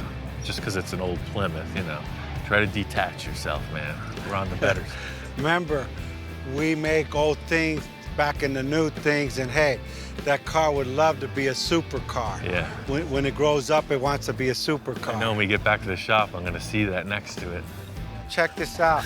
I could be Ian Jr. That one's even better than mine. How do I look? Can't get distracted, man. Stay focused. This is my music, Pink Floyd, Led Zeppelin. How much are the gauges? Check out that Manny Moen jack. Hey, Dan, how you doing? I'm Victor. Hey, I know that you want 1,200. All I got is 800 bucks. I know I'm rolling the dice here. What do you think? No. 9, no? All right, well, we tried. You gotta stay focused. Don't get distracted. No kidding. Hey, I still am a collector of fine art. I know. Victor's hearing what I'm saying. He's on the lookout for fenders. He called me over. He says he's got something. There you go, Ian. Check this out. He pulls out these round fenders. I don't think he knew what they were. Right away, I spot them. How much do you want for the fenders? 60 for both. 60 for both? That's a good deal. The last thing Victor wanted was a Volkswagen involved with this car. Remember, we got rid of the whole chassis. Now he's picking up a couple of VW Bug fenders. He's going right back to where he started. So those are off a Volkswagen Bug. You said you're trying to get away from the VW stuff, but you know, I'm all about it. Well, I don't know. You don't want Volkswagen, you want a supercar, and then you're pulling out Volkswagen parts. It's like, just because I say anything goes doesn't mean anything goes. I'll pick it, you make it fit. That's not my problem. We've already discussed that. Yeah. Not only that, but walking around, we're in our element. You know, a lot of people who watch the show recognize Victor, and some of them even recognize me, which is even cooler. Man, I like your program, man. Thanks, glad you like it. I We're here like looking this at guy you too. know, Great. Victor. I own a nursery too, man, like you, man. Where at? Maybe we could do business. Probably Central Glamis area. Oh, yeah. Okay, what do you got? You got a lot of native stuff? Desert stuff. Oh, no. All right, good. We'll do business. We even trade cars. We get could my even wife trade right some now. cars. You made my day, man. You made my day. Right on. That's what we're here for. Well, we got books, we got gauges, I got a hat. We got everything but the fenders, man. Bottom line is, this isn't about the world's greatest swap meet quest. It's about building cars. You gotta get back to the lab.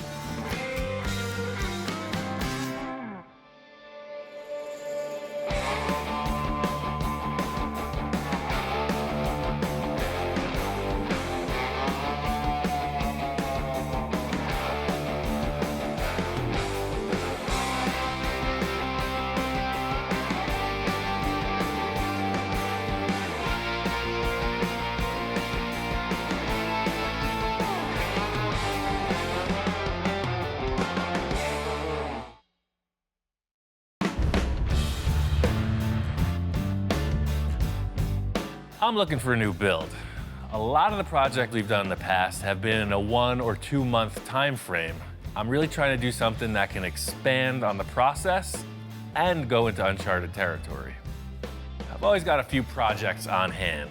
Right now I have a 29 Ford Model A Roadster pickup and a 29 Ford two-door sedan. These cars are hugely popular the last few years because you can go a million different directions with it. You lower this thing, chop the top, big engine, wild paint job, you got a nice vehicle. This Roadster pickup was going to be a bit more of a conservative project. I've got 4 full fenders, hood, grille, and I was hoping to make a removable hardtop roof. It's like a giant go-kart. If you've driven one, you know, they're super fun. This one's set up kind of highboy style. I was thinking maybe full fendered, something a little bit more adult looking. For me, I like the crazy stuff, something that's really going to challenge me. So I've got a few hot rod projects, I got a couple other ideas, but I really just want to see what a few of my friends have going on also.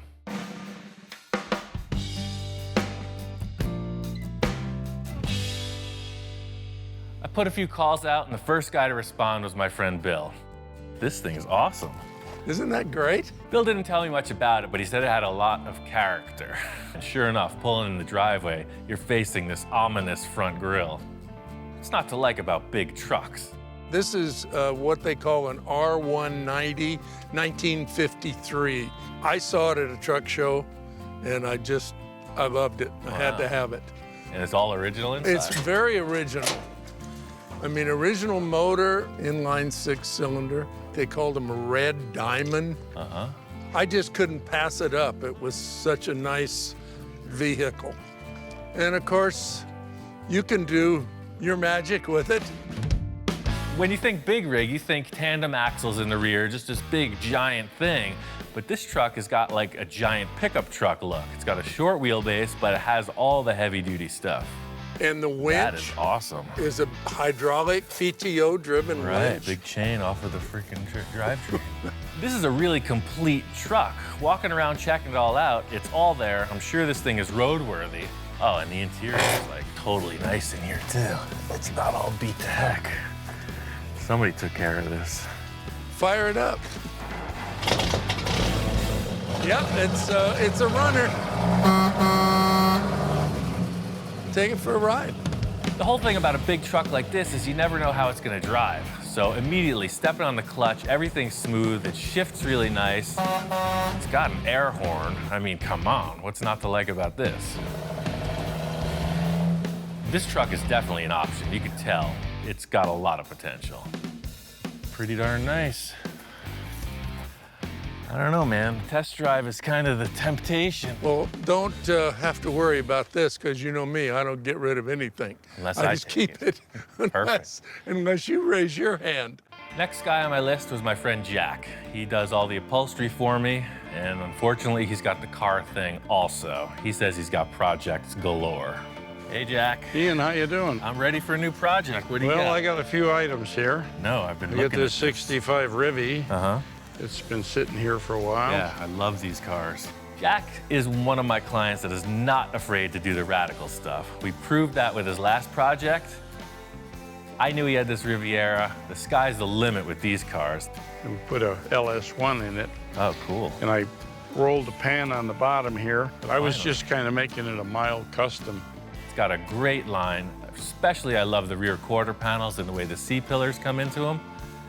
He says this one's game. He's ready to rock on it, so we'll check it out and see what he's got.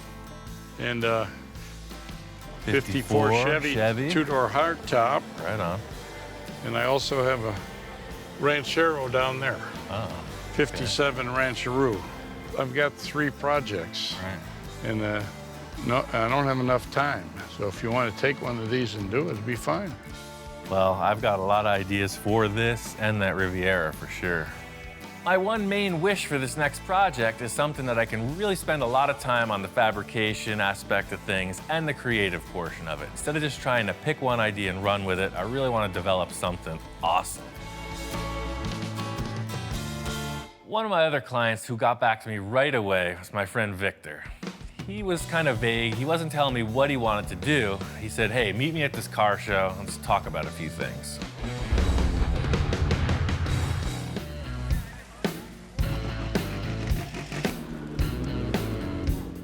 I was searching around for clients who wanted to do a new project. Victor called me out. He said he's got a couple ideas. He was kind of vague. He wasn't telling me what he wanted to do. He said, hey, meet me at this car show. Let's talk about a few things. Victor's one of my wildest clients. We've done a lot of really crazy stuff, and he just can't seem to get enough. So him calling me out to this car show, I'm just wondering what's brewing. Ian, how you doing, man? Good morning. The reason why I wanted to bring Ian out was to get some inspiration. I won't tell him what I'm gonna do. I'll let him feel it. I mean, we've done so many other projects. I want to stretch his ability to the next level. We walk right in the gate, and there's a beautiful Mercury Custom. I know Victor's all about those, so I'm figuring, yeah, here we go, another lead sled. I think we need a different flavor. Rolls Royce. I'm not ready for that. You're not ready to be chauffeured around? You still want to drive? You're always asking for more room. How about just making smaller cars? I mean, you could do like this. You could do 10 of these in the space it takes to put one Merc. This car show is all over the map. It's kind of a game of pin the tail on the donkey. I just don't know where the donkey is. Yeah, check this out over here.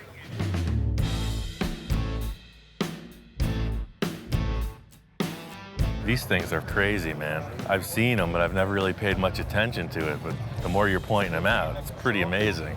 Look at the way the fender line, and then you have the huge negative cavity where the air intake is. And as we started talking, everything fell in line. He started to become impressed with all these supercars. Hey, look at these vents. Hey, look at this. Look at the engines. Look at the way they flow.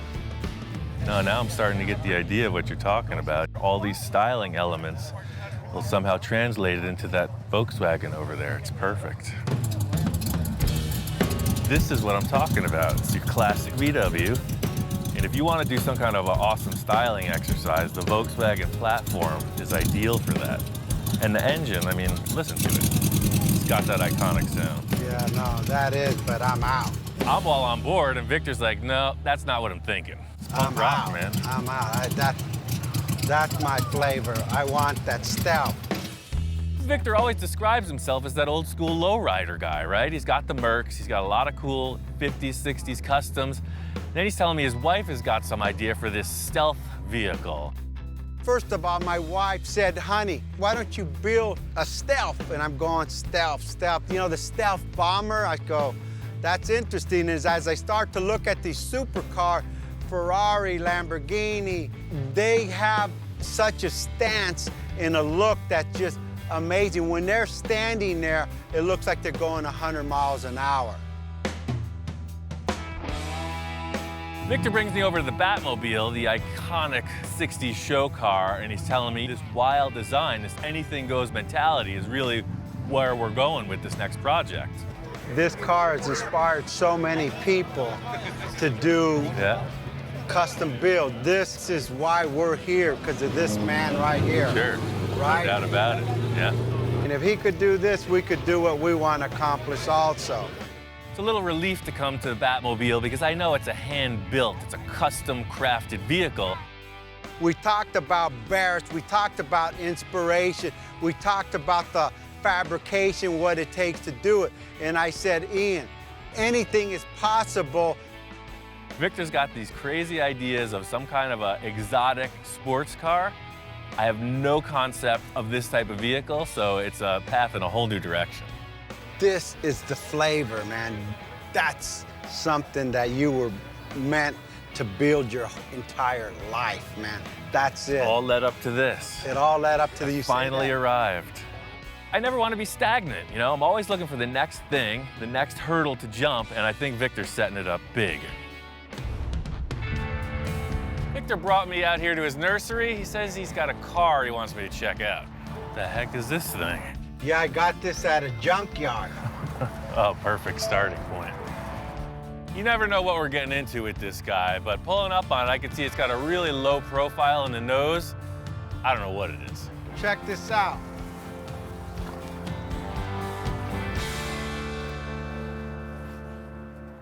What the heck is this, a Sterling? I don't know, nothing. They just delivered it. They were gonna crush this thing. I said, no, no, no. This is our starting point. No, we're building a world-class show car. We need this ugly duckling from the junkyard. I get it. Yes. Perfect. That's your MO. Everything you've done Thanks. has been a pile of doo-doo All comes right. out to a pile of diamonds, right? Do come on. diamonds, baby. That's what we do here. It's a kit car from the 70s. It's not exactly a Lamborghini. I think this thing was going to the junkyard for a reason. Well, that's Where's what the rest of it? Shoot, I better plead my case here. So I said, hey, Ian, check this out. The main reason why I want this car is for the roof. Oh, right, yeah, I've seen these before. I know exactly what this thing is. The main thing that Victor's talking about is how this roof opens and closes. It was disconnected, he wants to try it out. He's saying that that's the #1 selling point of this whole concept. I bolted the roof on, hooked the battery up to it, and who knows, let's see if it works. Well, I guess fire it up. Let's do it. Yeah. Yeah, huh?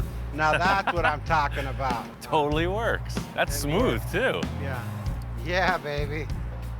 That's freaking cool. Yeah, then you get in. This is the coolest, ugliest car I've ever seen. See? Yeah, look at that flavor. I mean, look at that thing. That's cool, man. Supercar. I mean, the rest of it's irrelevant. That's what I wanted. The Right. rest of the car means nothing. As long as we got this part working, we design around that and we got it. He says, don't look at anything else. The roof feature is what we're going with. We're building a whole car around this. Does it run? I don't know. You don't even care, do you? I don't even You just care want to if see this these thing two runs. motors work. Yeah. I told him, hey, Ian, if you want to get it running, go ahead. I got to go to a job right now, so I'll beat you back at the shop in a couple hours. I have a lot more surprises that I'm going to show this man. Closing the capsule.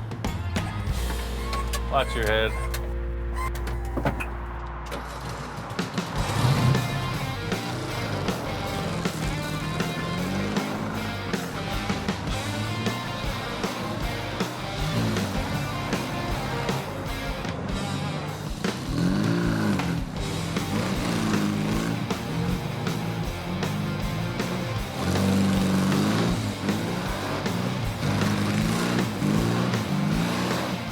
It moves around pretty good, but supercar it is not. I can't wait to get it back to Victor and see what he's got planned. I'm really not sure where Victor's going with this whole concept, but he's happy with the way the roof functions. You know, I just wanted to get it to his shop and discuss it further, find out what's really happening. Hey, Ian, you beat me back to the shop, Dude, man. I got this thing running. I drove it all the way here. Everything about it works. The roof opens. It's all about just changing the look of this thing. I'm glad to see you got it running, but I'm not really concerned with that. Let me show you what I'm thinking. Remember, I don't want a kit car, and I don't want a Sterling, and I don't want a Volkswagen. I don't like anything in the front end of this thing. Nothing. Me either. We're looking at the front of the car, and he's like, I don't like any of it. We're gonna delete this. He comes around to the back. He says, I don't like any of it. We're gonna delete that. He's looking at the sides. We're gonna get rid of most of this, and we're gonna enhance everything, which is a pretty vague description. I hear you, man. All we gotta do is change everything. Typical story. I got a lot of ideas, but I don't want to really spit them all out or tell them to him because I want some of his input too. Remember, we're building a supercar. We're not building a 50s custom one-off, one-of-a-kind, That's the what most I love awesome about car this, out right? there. Yeah.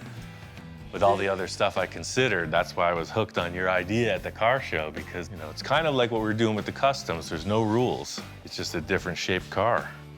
I was a bit skeptical when we pulled the cover off of this, being that it's a fiberglass kit car, but, you know, performance vehicles are super strong, super lightweight, and this really is right in that direction. But fiberglass, I know this is sturdy. I mean, is that supercar material? Well, think about it. Everybody who's done these concept cars works with this. Even modern Corvettes are some kind of a composite, and that's why they use these types of That's materials. We haven't built any cars out of fiberglass, and I think it's a really good challenge. It's unlike anything I've ever done. I think it's gonna be cool. And Ian, you know, sometimes I change my mind. You can pretty much upgrade everything on this kit car, but it's never gonna handle like a high-end sports car. As far as sports car goes, you know, you have this VW Beetle, 4-wheel drum brakes, and about 50 horsepower, so it's not really a performer, but it does run darn good. This is kind of a weird thing that they just put this box here, but you get rid of that. I know we can hop this motor up and make it really fast, put a cool custom gas tank, and just open the whole back of the car up, man. Remember, we're building a supercar. Right. If we go to Super Show and we open this hood up and say, look at my motor, they're gonna laugh us to another country. And I'm not leaving this country. Yeah, perfect. This has potential to do whatever we wanna do. It's an open canvas. And Ian keeps talking about, hey, we could do this cam and these headers and dual carburetor on this Volkswagen engine, and I couldn't take it anymore. I said, Ian, no more Volkswagen, it's a supercar, hang on. I pull out my phone and I said, just a moment. You know what, let me make a phone call. Hang on a second. Victor's got people, so I don't know who he's calling, but he's on the phone. Hey, you think you can buy the shop? Anything's possible. My first reaction is that he's got a guy with an engine adapter or something, so we're gonna put a better engine in this car. Thanks, bye.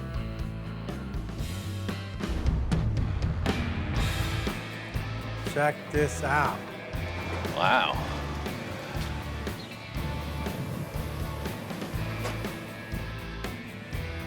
So what, you're changing your mind on that car? You gonna do this instead? No. This is the donor car. What? I'm walking out and there's a nice Porsche Boxster pulling in. I figure the trunk is full of stuff for this vehicle in the garage. And Victor's like, no man, this is the stuff for the vehicle in the garage. So the whole idea is we're just going to build off of this thing and then create the shapes that mimic that car. I get it, right? No. We're gonna tear this whole thing apart, fender, top, glass, everything comes off. So you want to cut this whole thing apart? Yes. You gonna cut the car apart. I'm gonna watch. I'm committed, even though I'm getting pressure from every end. Even Ian's kind of like, hey, you like crazy? I don't know what to say. You sure? I wanted to start with a good foundation.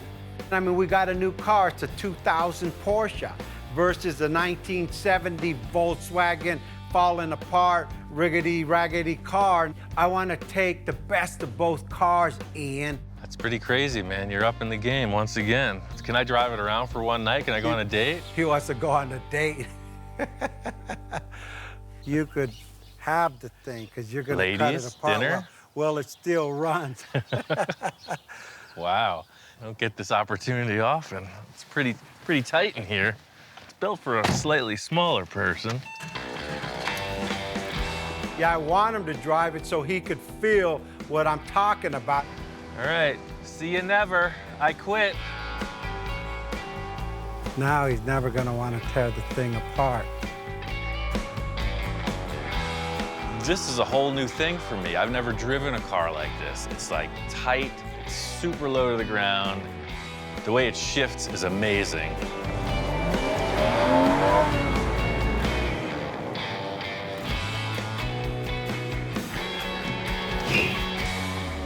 Man, this thing is fun. So what do you think, man? It's like a video game. It's like you don't even feel the car, it just performs. Are you saying we're gonna do this instead of that, or what? No. So you bought two cars and you don't want either of them. You can try Yes. to make something you do I don't want a Porsche, and I don't want a Sterling Volkswagen. I see the potential in both of these. I mean, there's good and bad in each of them. You know, it's just like, I thought we were building a piece of junky car there, and then you show up with this thing, so I'm a little confused. Okay, I'm confused too, but our goal is to put this car on this car and take this car apart and build ourselves a supercar that doesn't exist. I've heard statements, I went looking for trouble, and boy, did I find it. I think With all the clients I've entertained, you know, Victor's always the guy who comes back like a whip crack with the thing I was hoping to never figure out, but now have to. We built things that didn't even exist. Hey, you even made me furniture. Yeah. So why can't you make that into this and this into that, or vice versa, or up and down all around? Does that clarify it, or do you want perfect. plans now? Crystal clear. Yeah, it's perfect. The main thing I'm understanding in Victor's mission statement here is that he wants it to act like a Porsche, have the flavor of some kind of a sterling sports car roof opening thing, and be completely unique and world class and the best thing anyone's ever seen. So it's a pretty short order. I think we should handle this perfectly. I think it's gonna be okay.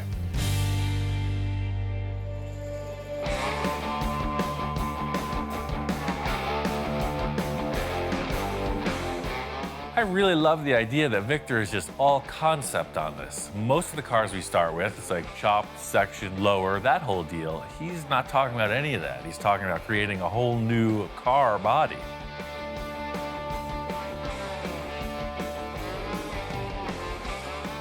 You know, I'm stuck in the 50s concept, mercury cut, chop, bubble, all this. And now, you know, because of my wife, she brought it up. Can you build a stealth car? You guys could build everything out. And you brag that you and Ian can achieve anything. Why don't you build a stealth car? And I said, holy moly, here it goes.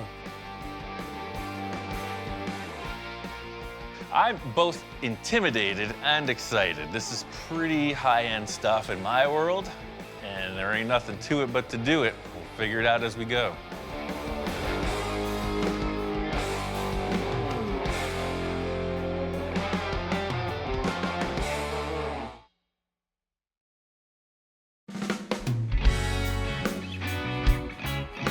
So it continues. We're still in the early stages of this project, but we've committed to making a fiberglass mold of the body once it's finished. But in the meantime, we can build the car out of anything. We're creating things as we go, changing things on the fly. It's definitely unusual, but I have a few ideas on how to pull it off.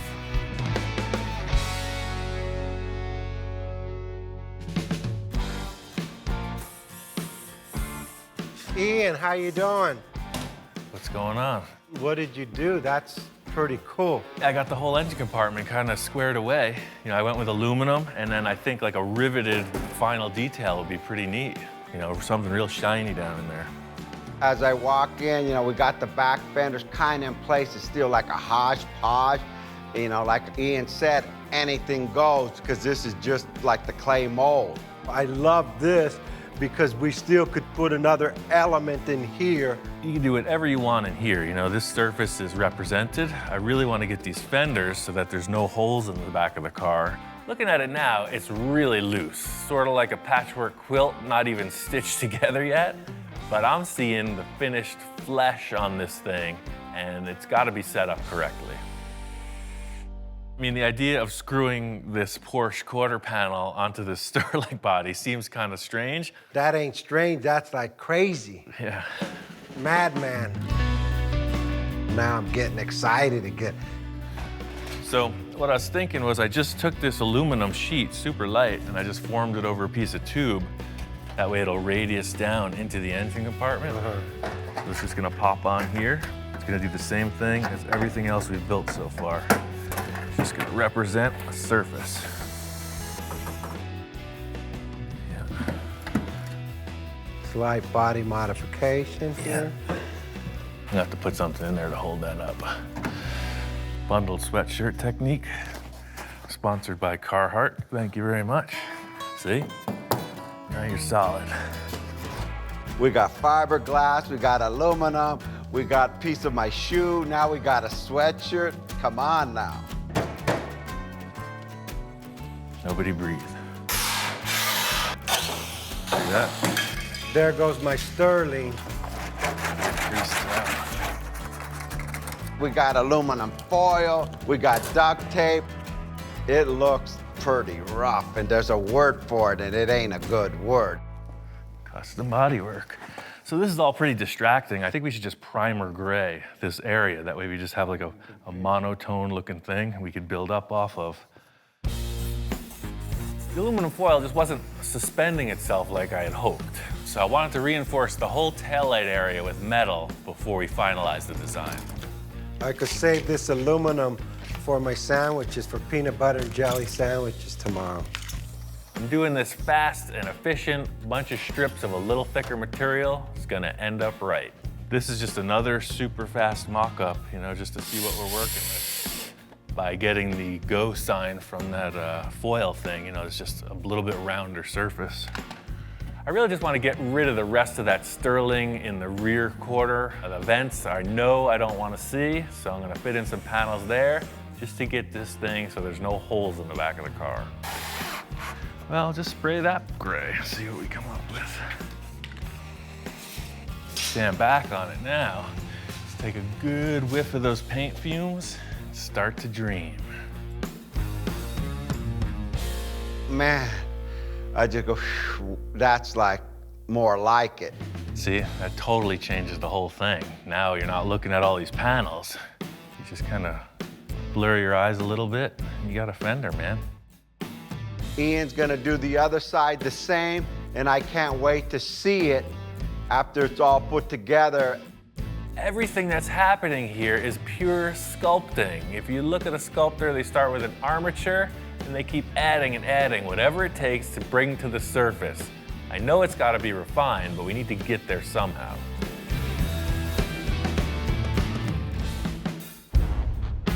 Got this passenger side pretty much matched to what Victor and I agreed on over there. Where I'm at now is I need to get this surface workable. What are you crying about? It's like the freaking pitcher walking up to the catcher in a baseball game. It's like a whole thing going on here. He says it's time to put the fiberglass on. Can't make any calls until we see that surface represented. This primer coat was purely visual, just to get all the different colors out of the way. I gotta sand through, get the majority of these screw heads off, and then I'm just gonna lay a couple sheets of fiberglass over this work we did, just to give it a little more strength. Right now there's stuff all over the place, different heights, different materials. The fiberglass is gonna glue it all together and make a nice surface to work off. I want to be sure that this fiberglass is going to stick, so in this thing that I'm accomplishing is just giving some texture for the fiberglass to grip to. Truth be told, I'm not the most professional fiberglass guy. I have limited experience, but it's fascinating, so I keep trying. This is the problem we're facing with the metal. When you push down here, it wants to buckle up. As soon as this is wet, all those fibers are going to relax. The only advantage of using fiberglass at this stage of the game is that it's super flexible and it will bond to aluminum, fiberglass, and steel. To weld that thing, you'd have to make it out of one style of metal. Big, long, drawn-out process. It's a little like mopping the floor. It's a little like pouring syrup on your waffles.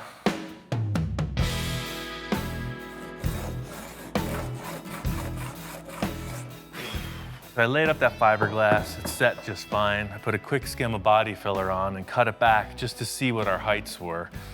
And I could see already, this taillight mock-up we did is gonna be way low. What I have here is this is the hip of the fender coming down, and the Porsche naturally dips way down into the taillight. I'm gonna just fiberglass right over these, and we're gonna have to cut new taillight holes. I feel good about this, you know? It's not just anybody who can throw a bunch of sheet metal screws and saran wrap and build a supercar, but watch me go. Everything looks so rough. I just want to get it looking more like a fender when Victor gets here. So this is less auto body tech and more fun body filler tech. Purely like icing on a cake.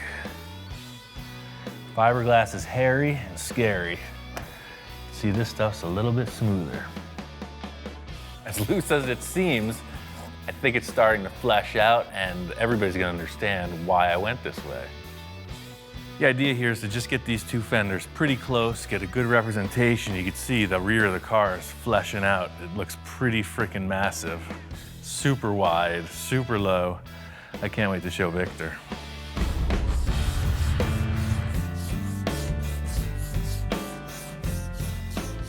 I came in today, Ian, doing some body work. I used to do that myself. I said, give me the sanding block, and I started and shoot. I didn't lose a darn thing. I mean, you could tell I'm totally committed. When's the last time you see me doing body work? It's good to see Victor getting his hands dirty, doing some of the body work. We also got these 2 tools from Eastwood that'll help ensure that these lines on the car are symmetrical. We're pretty close. And I'd like to see that in primer so it all, ties in and we could get the big picture to make sure the fenders are the same. Oh yeah, for sure. Primer gets rid of all the different tones. The gray just evens everything out. It's the best way to look at something in progress. It's like nothing I've ever seen before. Flattening it out one tone, you can really see the shapes. A little refining on the driver's side, but I mean, that's a freaking massive rear end. How much more work do you need to make a mold? You need it finished, right? Oh yeah, the better we make the model, the better the mold comes out. We could either turn the car around, start on the front, or if there's anything else you want to change back there, I'd say it's a perfect time to do it. Now it's like a whole bunch of bumper back there or body. It's like nothing but rear end showing. I need just one thing to soften that up, and it's got to be massive. We need to do some kind of crazy exhaust, right? Well, I mean, whatever you're thinking, we've done a pretty substantial rearrangement in the back end so far.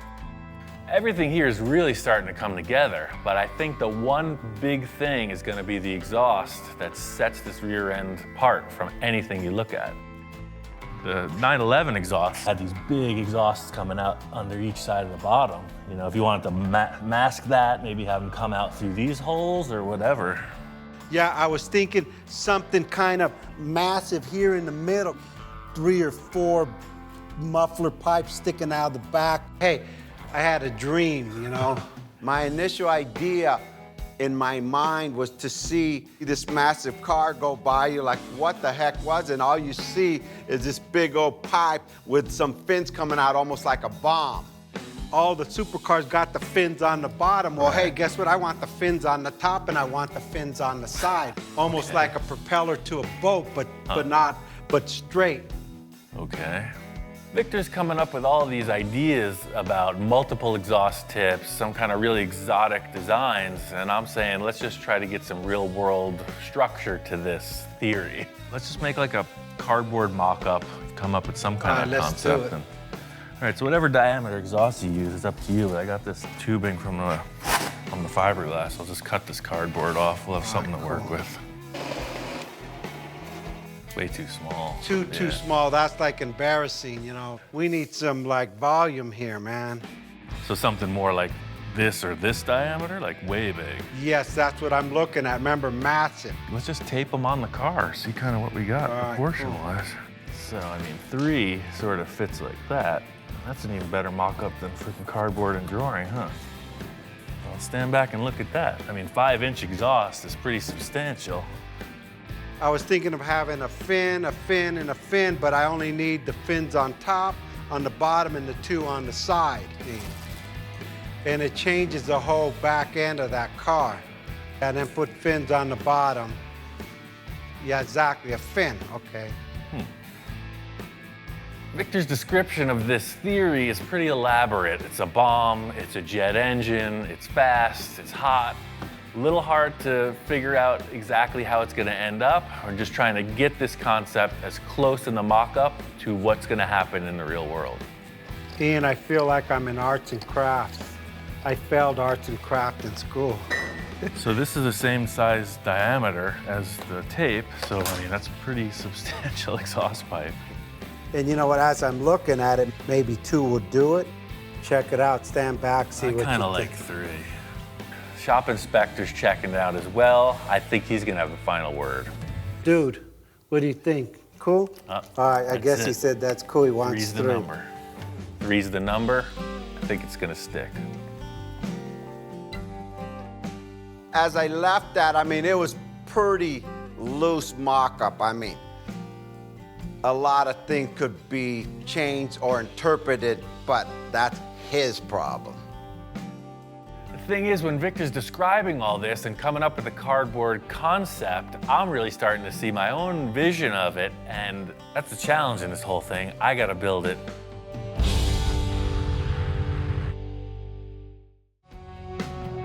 Hands down, this is a pretty loose mock-up. Victor and I decided on 3 exhaust ports with a series of fins. The rest is kind of up to me. So I got a bunch of scrap stuff from the metal supply. This is aluminum plate. It's 1/2 inch thick. They just had all these squares in the remnants pile and a bunch of these cylinders. All I had to go off was this cardboard template and a couple rolls of tape, so you could see it's pretty darn near that. So these fins will be set up kind of crosshair style at 90-degree intervals, and then they'll all screw together. In a perfect world, I would have a lathe and a mill. I would probably set this in the mill on the slider deal and have lines perfectly parallel with each other. But I don't have a mill. I've got a magic marker, a somewhat flat table, and a roofing square.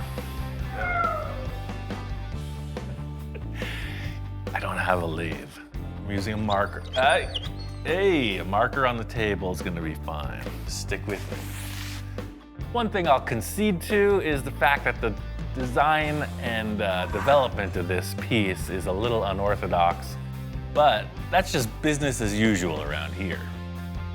It's gonna sit right in the center of that square. Your fins are all already dictated as far as how they go, 90 degrees apart from each other.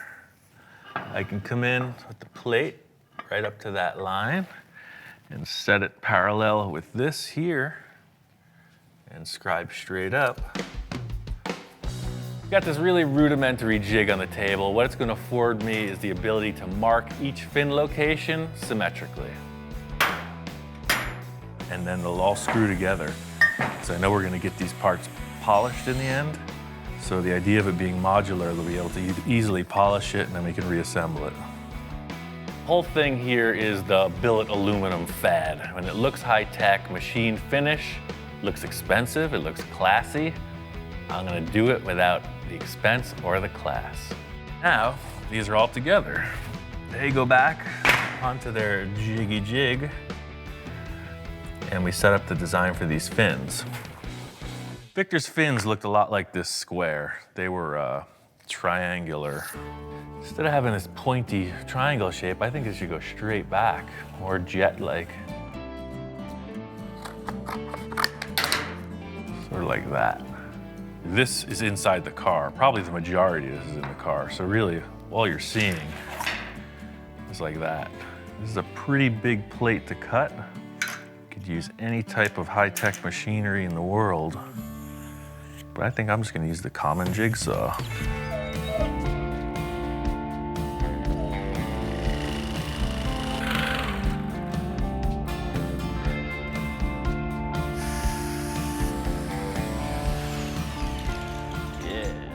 I mean, this looks good, but I want it to look great. I think I'm gonna take a router and then make a radiused edge on all this.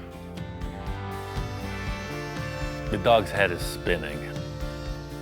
I don't think he's convinced for one iota that this is gonna work. Hey, not too bad for a couple carpentry tools, huh? What do you think? That edge looks so cool. I'm gonna do the same to these tubes.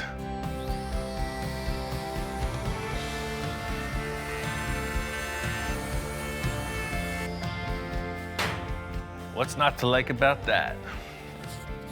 I was thinking that having these stacked together, it could be added to by just putting the spacer through here. And in effect, what that does is make it look like this fin travels right through. And it makes it look a little bit lighter. This thing is really starting to come together. I think the shop inspector is even starting to get convinced. Again, this is all still just roughed out. If you have to cut it or modify it, so we will. So you can see, it's gonna go right in the middle of that license plate opening. See now. Now he's finally conceding. We're just gonna cut out in here and then something like this. It's got to go in a good 8 or 9 inches.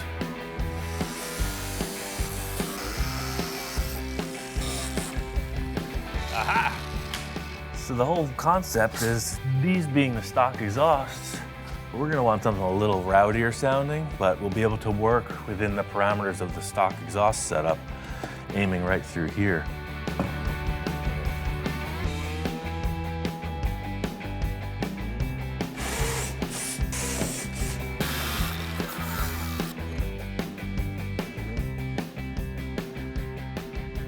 Oh yeah, that's totally cool.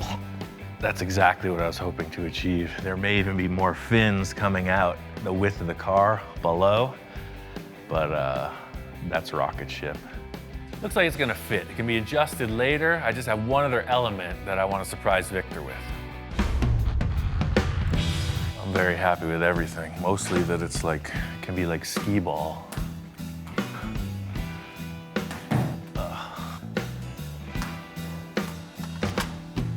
Ian, how's it going? Hey man, got that exhaust mocked up. That's rad, man. After I open the door, I look straight to the car. I know I say, wow, this was wow. That ain't what I give you when I left. Yeah, no, I made a few changes. Victor walks in and I can tell right away he's digging it. It's a far cry from a cardboard tube. And it's centered with the car, and it gives it just enough bulk to give it like, look, I got the power behind me. He's thinking, hey, is that okay with you? What's he looking on the table for? What's there? Oh, the last thing we were doing when you walked in was these three. I forgot about them until Dude. he just reminded me. Hey. So you know that intake you had over there in the other shop? I took 3 of the horns, the intake horns, and I made them fit the tubes here. These work as an additional element, like crosshairs. So they just go in like a key, right? You index it, you turn it, and they clip right in. What a difference. Dude, thanks. Dude, thanks. I almost forgot about that. That exhaust system is wicked. I mean, look at that. What we've achieved so far is pretty solid. The rear end's looking good. We haven't even considered the front of the car. So we're really just still in the clay model stage of this thing. You know, anything can happen with the taillights. The exhaust will go in on the final body. I think we should spin this car around and get onto the front. Again, we just finished. Right. I'm tired. Yeah, I know. You know, right away, Ian, hey, I'm slowing the build down. We're talking too much. He wants to get on the front, and I'm going, wow, well, let me absorb the back, Ian. Challenge is really making this thing match front, back, side to side. I think that if we get these 2 front fenders and some kind of a grille bumper represented, that'll give us the answers to the side pods and the roof line. Yeah, because that roof line's got to change, like, dramatically. Hey, you picked the Sterling, man, not me. So the same thing goes for the nose of this. You saw the process in the back.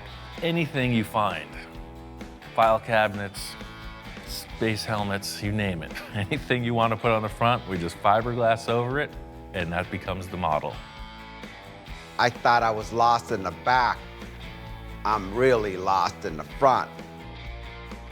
I've got some ideas. I know Victor's head is spinning. What we achieved in the rear, I can't wait to transfer that energy into the nose of the car.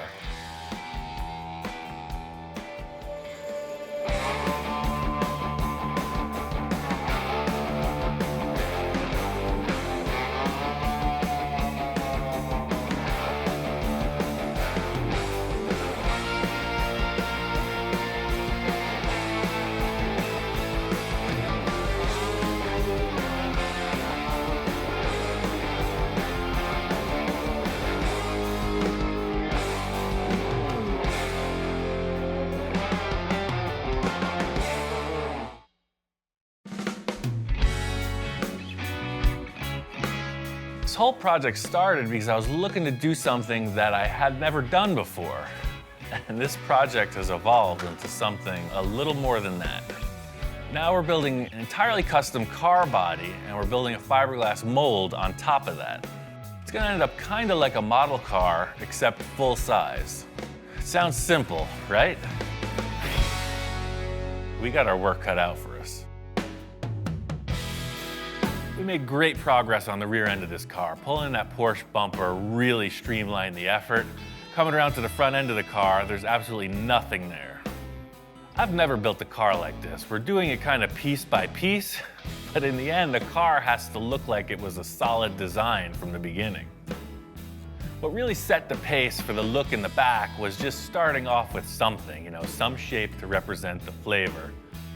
I'm really hoping we can get some kind of shape that ties this front end to the back. Victor asked me to meet him in his yard. He said he's got some ideas set up. Let's see what we could find. I had the guys just put all like the fenders and the bumper together. Oh, I see. Look around and pick what you think we could use, and let's start from there. I called Ian to come out to look at my scrap yard to see what we could use for the fenders. Before I go out buying something, I figured, hey, I know I got something laying around. Walking around Victor's yard, I know what to expect. It's not exactly a scrapyard full of exotics. Check it out, you recognize these? So we're walking through, and the first thing he points to is instantly recognizable. It's a Volkswagen fender. The VW, I don't know. It's got a weird vibe on this product. I don't know what this is, but we don't put it like this. You kick it up and bulge it upward.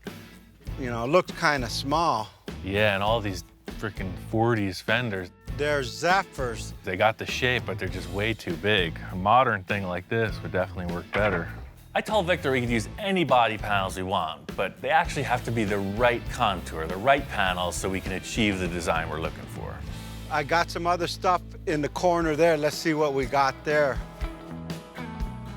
I've acquired 25 years worth of stuff. My wife calls it junk.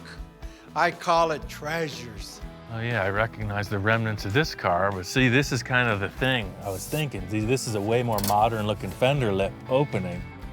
But that's too square. I'm just looking for that round fender point. I just need the point. This could be closer to it, but even this doesn't have enough roundness to it.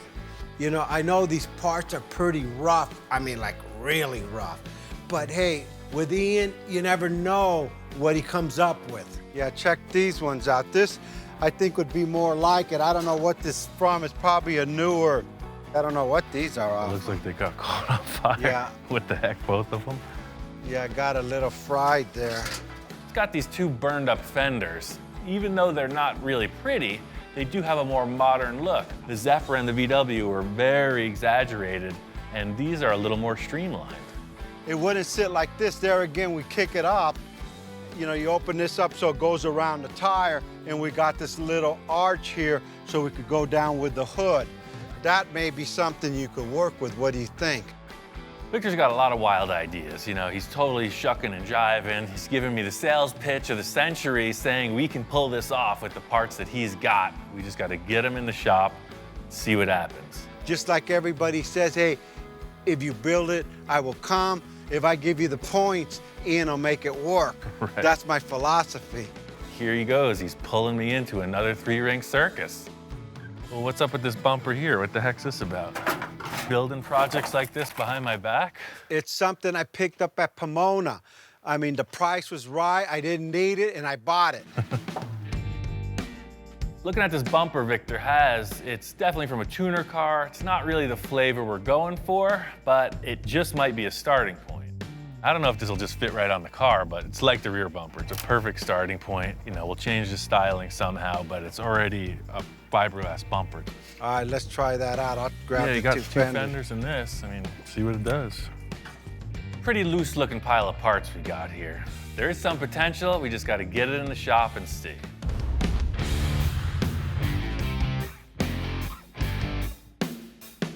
We made our selections and brought all these parts back in the shop to see. We're working with nothing here, blank slate. First order business is to try to mock up some parts. The Sterling's square, and that's just not what we're going for. You see, everything's out of proportion, but the way I seen it was like this. I'm just looking at this point going down into the hood. All this will be discarded. This is all I'm looking for, and actually up higher. The whole style of the front end we're trying to create here is sort of like raised fenders, super low hood height. Put these burned up fenders on the car, and it's sort of the direction we're looking to go. These are already way better than the Sterling because they're so much rounder. You know, we're getting away from this flat, faceted shape, and yeah, got an arch, man. It's working. It kind of fits. This is how Henry Ford did it. I'm sure. The only thing he didn't have was cordless tools, man. The concept we're creating here is nothing different than any customizer's ever done since all this started. You know, you have some handmade stuff, but you're using production pieces and you're warping them into your own new flavor. I mean, looking at the rear fender, you know, again, you're gonna enhance it a bit, but it's a way better starting point than that flat Sterling thing. And still, I know you're gonna want it way more up in the center, but see how we can just do the same thing as the rear. Just pie cut it, segment it, pull it down, and we'll just have to add some kind of curvature to the top. I can see these fenders getting us to where we need to go, but I really want to put on the nose piece too. You know, it's all got to work together. It's pretty loose, man. It's the face only a mother could love. Yeah, to be frank, it's terrible. I think the clinical term would be butt ugly. This front bumper isn't really what we can use. I mean, in the end, it's kind of less than spectacular. It's, for now, I'm gonna call it a placeholder. It's out of proportion. The fender, something doesn't feel right. They did look curved out in that lot, but once they're here on the car, they appear pretty flat. These burned up fenders kind of have the look, but they're not really offering us that arched fender that comes down into this valley area in the hood that we're looking for. I'm gonna lay a sheet of aluminum in there, just try to visualize what these contours can offer potentially, and just see if it's gonna work. I get what you want to modify here, but there's still something about this transition that's bugging me. Putting these parts together, you know, it's a base, it's a starting point. I'm just kind of not feeling it. I'm just wondering if there's other options. You know, all this is really good developmentally, but we're using kind of passenger car parts. You were looking for the exotic stuff, you know, maybe the Porsche thing isn't that bad of an option. It worked, The original ones, right? It worked great in the back. You know, it's just a way more bulgy shape. It, you know, might just add to this. The whole thing with a solid mock-up is the light bulb goes off, right? Ideas start flowing, and it's just not happening. What we need is something that gives us the green light. I mean, this is a way more sporty shape than the stuff we're working with. Look, the light almost wants to be there. I mean, we don't want to give a Porsche look away, but. I like the position, the way you positioned it. It just, the lights are bothering me. It's not what I'm envisioning. Yeah, I agree. They're a dead giveaway. You don't want it to look like a Porsche, so I'm trying to figure out how to cheat it a little, you know?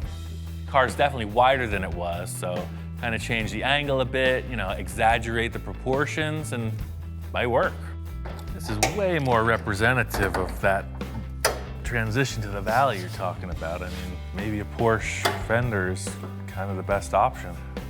Yeah, and then once the light comes off and then all this metal comes all the way Right. down and meets the bumper, then whatever light we decide to put in here, and there's my valley, right? Sure. There's my valley. Yeah, maybe just tape over them, primer them like we did the back, just gray it out. These fenders seem like a good choice. I'm gonna mock them up, rough out some tape lines, just kind of see what it's gonna have to offer three-dimensionally. Victor's big concern is that he doesn't want this to look like a modified Porsche. You know, we're using these parts, but in the end, I'm sure it's gonna look like one of a kind. I could see that working, man. It's nothing that I would take home to my wife at this point. You know, one step at a time, man.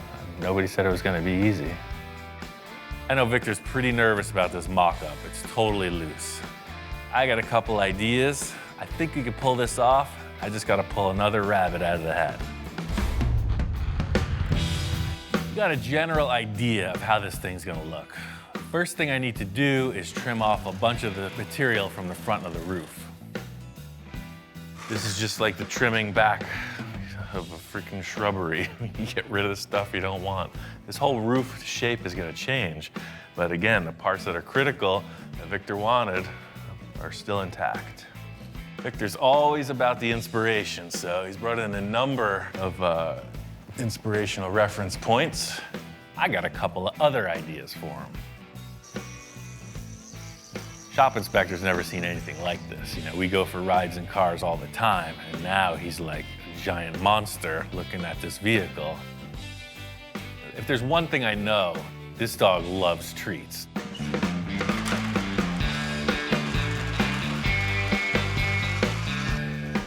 Supercars. Super dog food delivery.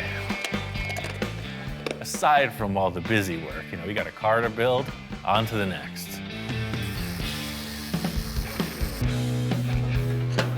First thing I want to do is get rid of these headlights, cut them out. I definitely want to do something way different on the nose of this. This is way better than those other funky parts. These fenders are just perfect. Because of the rim and tire selection, you know, the fenders were not going back in their stock place. So what I did was I moved them out, changed the angle a little bit, raised them up. So, you know, even though they are Porsche fenders, they're nothing like it if you put it side by side. It's pretty impressive. But again, there's a giant hole in the car. I'm thinking about one thing that just might work. There's one thing about that Sterling is it does have the flavor of what we're looking for. Just like with everything else, I'm gonna use the portions of it I think will work and cut out the rest. Love this surface. You can see we're right on this area Victor said he was committing to. This height flows perfectly up into here. Right here it starts to rise up, and that's the area that is a foul. Like with all the other components on this car, you know, we're trying to make it our own. The Sterling hood's getting trimmed way back. I'm just using the portion of it that represents the profile I'm looking to achieve. Perfect. It's very curved, even though it made it look flat to the eye. And by screwing it down, it gives us a perfect transition to these fenders. Just by removing the scoops and kind of trimming it back a little, I think this hood's gonna work. I just need to make some simple structure to attach everything, and then it's on to finish work.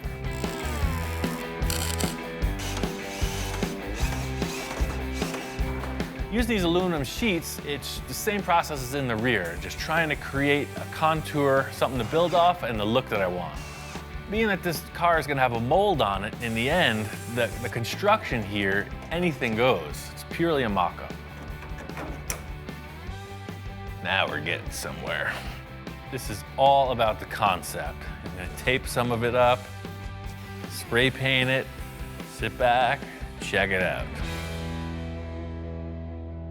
Getting these fenders mocked up, I really see the potential of this valley and hip fender aspect Victor was trying to get his point across about. I see a issue with that bumper. Maybe that one's not the right call for the car. We're gonna have to figure that part out. I'm positive this bumper is not the right look, but what it's offering is a structure to build off of.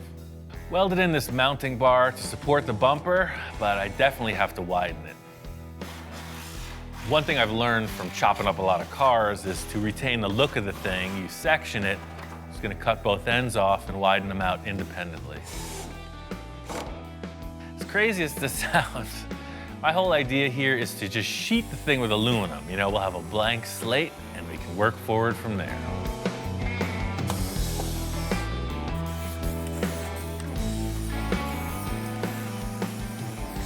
If you hold your hands just right and squint hard enough, it's really starting to look like something. And that looks pretty cool. I like the way this is shaping up. We're gonna match the other side and we're gonna get a lot closer. This car is definitely looking a lot different than the last time Victor saw it, and I am curious of what his thoughts are. Before Victor gets in, I really wanted to nail this concept, so I went ahead and did some finish work.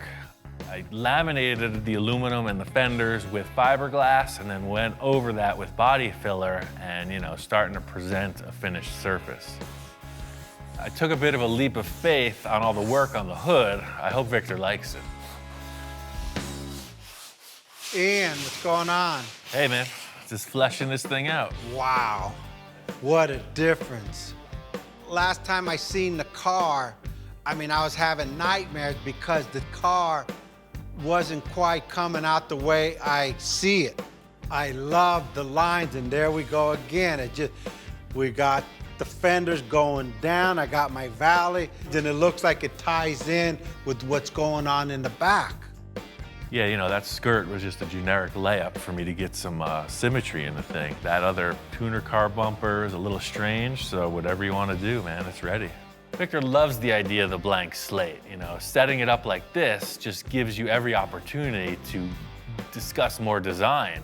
I was so tripped out last night when I woke up, man. This morning I got out of bed and I've been shopping. I mean, I need to get a front end on this thing, and I looked at 20 different styles, and I think I found the right one.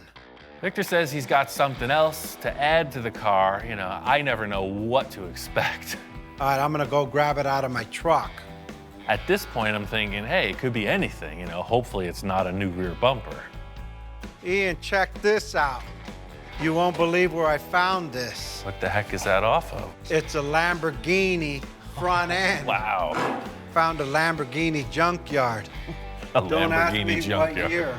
This is not what I was expecting at all. You see, I'm going about it with a bunch of aluminum foil and body filler, and he pulls out the supercar card. That's good stuff. It's not what I was expecting. Expensive. My back pocket's hurting. There's nothing here. Look. Wow. Does that look familiar? Wow. You're going for That's it, man. it. That's the right call. That's all I got left. You know, the other thing looked kind of like a Honda tuner car. This thing is nasty. I love the way that those two things come together. You don't get that when it's separate.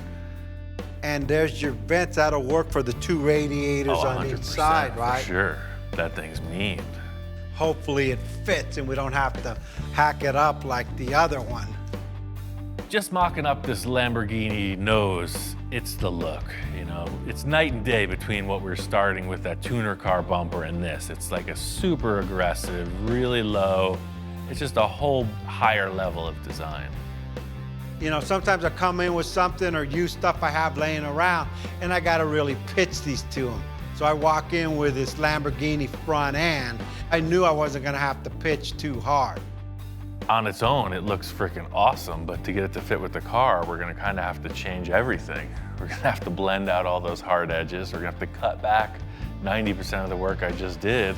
I got a couple ideas, man. The thing is, just get out the tools and try to make it work.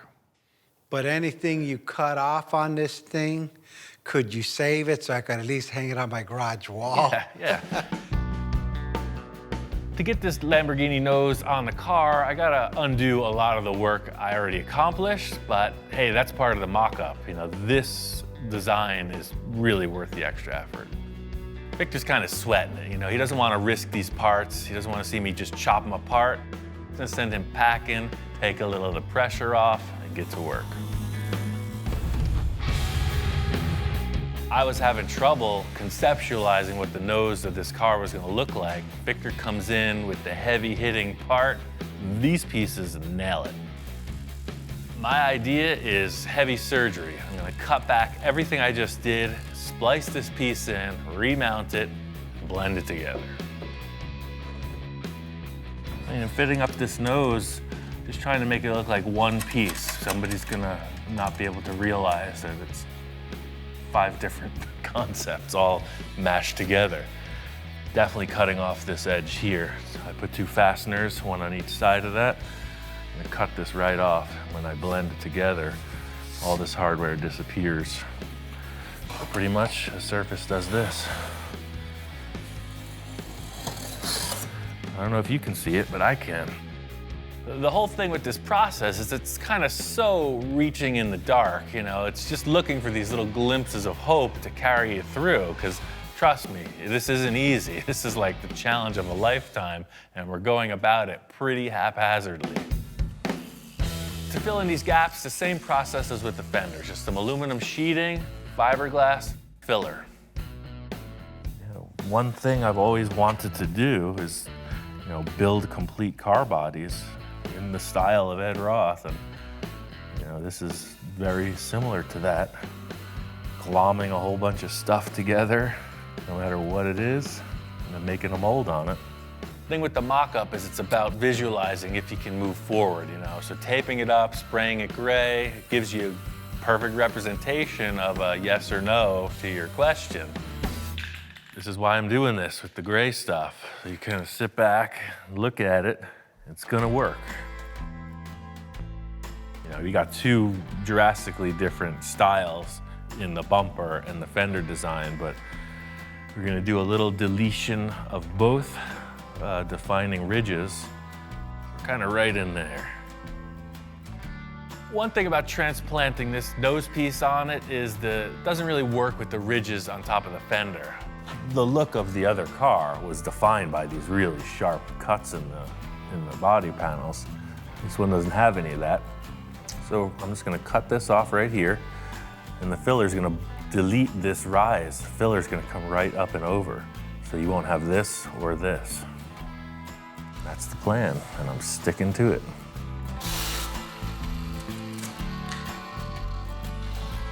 Victor gives me all these exotic car parts, and I get to destroy them. It's the best job I ever had. In trying to make this thing look a little less identifiable, on the side vents, you know, we softened the edges on that, trying to get away from that, round it off a little bit, and make it our own. I'm really happy with the progress we made on the front of the car. The nose looks awesome. It's really gonna define the styling for the rest of the car. The roof needs a ton of work, and there's no sides on the car. We got a huge challenge ahead.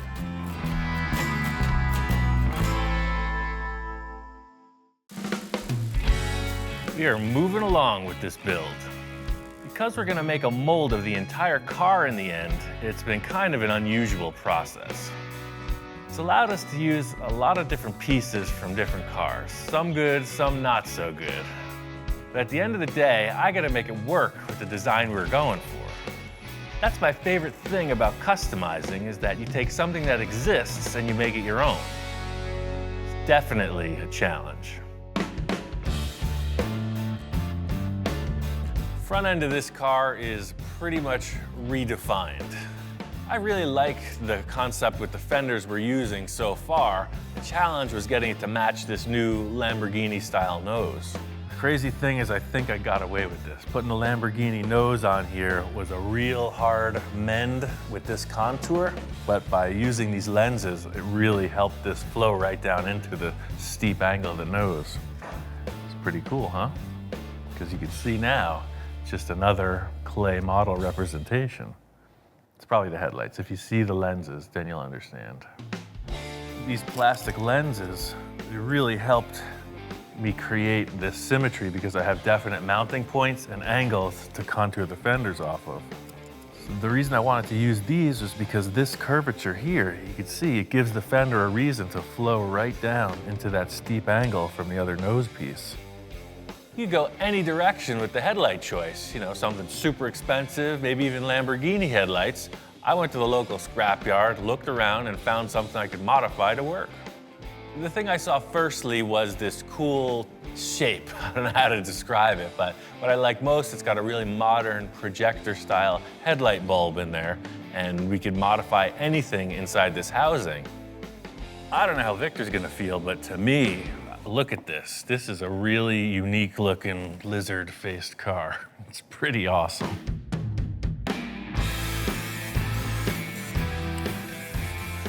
I needed some kind of symmetry, so I was able to make a template off of this grille opening, and that gave me the angle and the distance from this shape here, and then just flip it, and that's how you get the symmetry. I was using these as tools, but in the end, they look pretty darn awesome.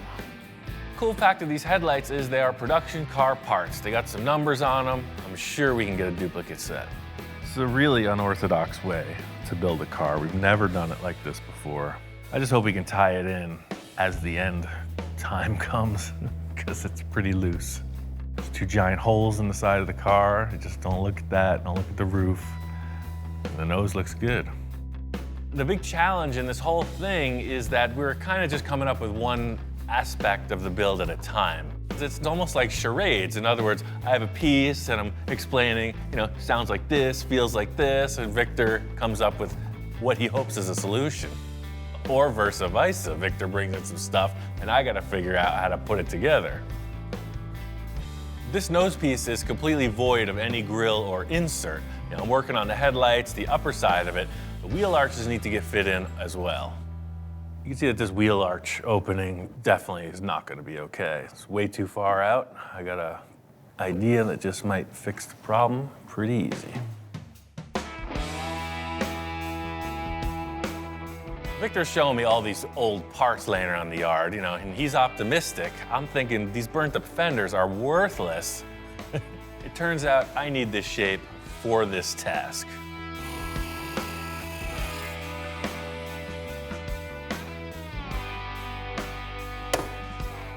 I got your fender arch right here. Anything goes in this mold process. All we need to do is create a shape. It could be foil back there, t-shirts, newspapers. As long as the surface looks nice, we can mold on it. This nose is really coming together. Victor's coming in. We got to design this grill opening because that is gonna make or break the look of the car.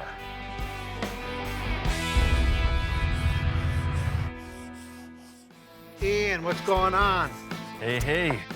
These occasional visits by Victor is kind of like the shop manager coming in and checking on the employee's progress. I think it's essential that he's here during the whole thing. Wow, what a difference. That's amazing. You blended in that Lamborghini front end like perfectly. It's good to see that Victor's happy with the front end. I showed him my idea for the headlights and I could see his wheels are turning. He's kind of liking the idea. Yeah, no, that's gonna look awesome, man. Look at that. It's gonna give you that like mean look. And what I love about what he did when he contoured the hood in the headlight, it gives you this like round fender, just sleek, like made for speed, you know, supercar speed. This guy nailed it again. So, as usual, you told me what to do and I did my own thing anyway. So I moved the nose in a little bit shorter. Yeah, I noticed you took about 6 or 8 inches off. Remember, I wanted this thing to go like this, and then now it just goes like this. Victor is all about proportion, and he was coming up with these numbers that just didn't jive to me. So most of the time, I just have to do what I see fit at that moment. You know, the great question, what would Ian do? I just ask Ian and do it. You didn't cut it, did you? After all that labor and accomplishment, Victor's only got one thing on his mind, and that's like, did you cut the Lamborghini front end apart? Fortunately, I know I didn't have to do that, and the secret's safe with me. It's buried underneath plenty of filler. If you're cool with the way this is progressing, I say we get that lower spoiler in place and figure out what we're gonna do about the grill opening. Let's do it. That, since you adjusted it to fit the wheels, it's wider than the actual piece now. The first thing that bothers me, you know, was definitely these little wings coming out here.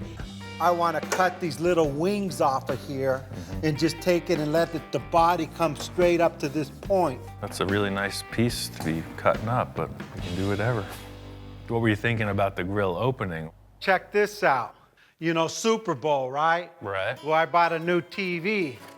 When I explained to Victor that we can incorporate anything into the design of this car, he takes it to heart. And I think he's trying to push the boundaries a bit. So here's the grill, literally. Check this out. I mean, I seen it and that's where I got it. Check it out. There's the grill right there. He's walking in the door with a pile of styrofoam. He says he bought a big screen television for the big game on Sunday. And for whatever reason, he's looking at these foam packing parts and it looks like the grill to a supercar to him. Ian's looking at it like, you know, scratching his head like this dude's out of it. Starting to get a little bit loose, man. You're throwing everything at this. First the TV, next the kitchen sink. What do you think? As Victor's giving me a sales pitch, I'm starting to respond a bit. I mean, yeah, it does have an interesting look. You put them together, it makes like a V shape that could be a grill. You can shape foam really easily. Okay, I think we can work with this. I see what you're saying. Look at this vent you get in here. I think if we just get this and just curve it a little, so now it's curved, just like everything we got curved. Sure, we got a few straight lines, but I just take the sharpness off. So it's just a little, curve to it all the way around. My job is to like give the basic concept and idea. Ian's job is to make it work and make it look good, because some of the stuff I come up with could be, looked at kind of interesting, to say the least. You're not down with using the TV packing for the sports car?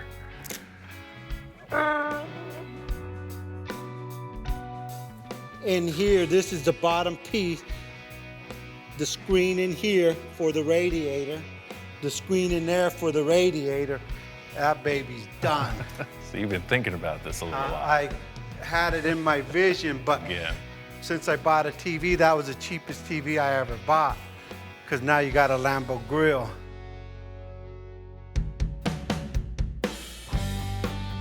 Critical factor in how this grill bar is going to work out is the bottom opening of the chin spoiler area. Victor didn't want to cut apart his Lamborghini stuff. I told him it would be super easy to make a replica of that in fiberglass and attach it to the car. Well, now we haven't done anything weirder than this yet, but it seems like it's progressing fine. When you brought in the foam, the first thing I was thinking was, well, yeah, we just make a mold on that and we could lay it up in fiberglass or carbon fiber or whatever. But I could also make it out of aluminum to match the rear section. And metal, that's your specialty, man. You've mastered that art. That's what Ian's specialty is, metal. So I'm glad, instead of playing with all this foam and fiberglass and this stuff, he's finally be able to use his strength in doing his fabrication. I think the extra effort's gonna be worth it. This is kind of like the jewel on the front of the car. I know I can pull it off, I just gotta make it happen. This concept Victor and I are coming up with, the foam model, is a loose interpretation. My idea, making this out of aluminum, I'm gonna modify the shape just a bit, and that's really gonna set the whole design off. I think this is gonna have to be made out of 1, 2, 3, 4 pieces per side. Always thinking ahead on how we're gonna wrap the entire project together. By building this front grille out of aluminum, it ties in with the rear exhaust fin thing I created, so I think the aluminum will be a design aspect through the entire project. Victor was saying that this ridge here is going to be a keeper, so I'm going to try to mimic that in the aluminum. The idea is this is going to be a hollow part, so I'm tracing it around the foam and starting to form each piece independently. Yeah. So you can see when I cut that line, you got a nice ridge that matches the nose.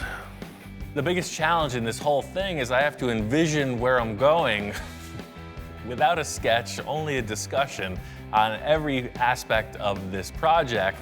In the end, you need a whole car that matches, so each part has to blend in somehow. These guys taper, but this is a straight shot, so I'm gonna join them right at that bend. So this is gonna be a little bit thicker because there's gonna be a lot of welding trying to keep this thing in shape. I think that this will help. I'm gonna cut 2 6-inch strips and just fold them.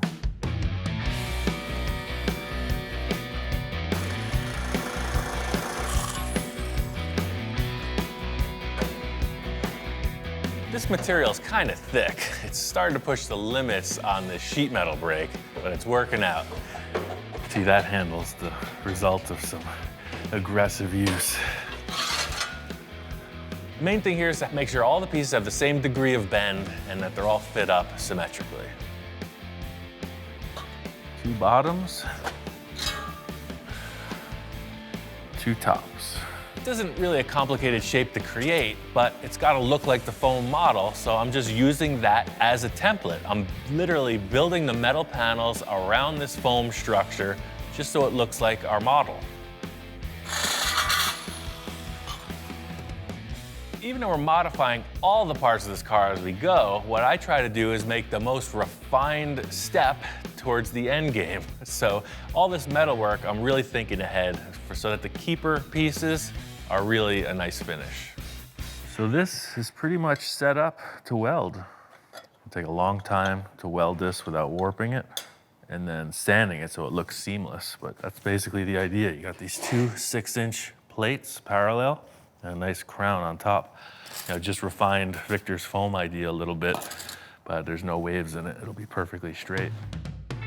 This is a nice little project to take me away from all that sanding. So metalwork is kind of the realm I thrive in, and to do something really, artistic is more like jewelry than just car body fabrication. So it's a nice change of pace.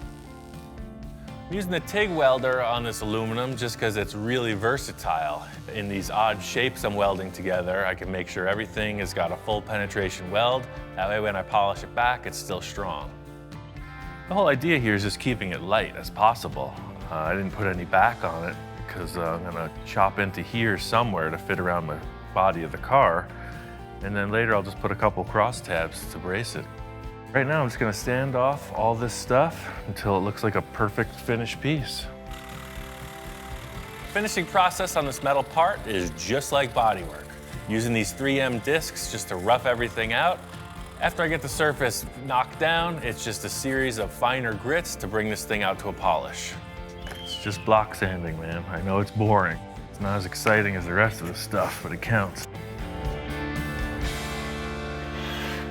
All right, so that's pretty much the story. So now all you gotta do is figure out how to put it on the car. Last thing is to fit this into the car body. So there's a number of areas I don't want to modify in the Lamborghini nose, so I'm notching this aluminum back. Little by little, it's gotta fit into place. And I want it to look nice in the end, so I'm making templates, making sure the cuts are symmetrical, so that it just slips in tight, no big gaps.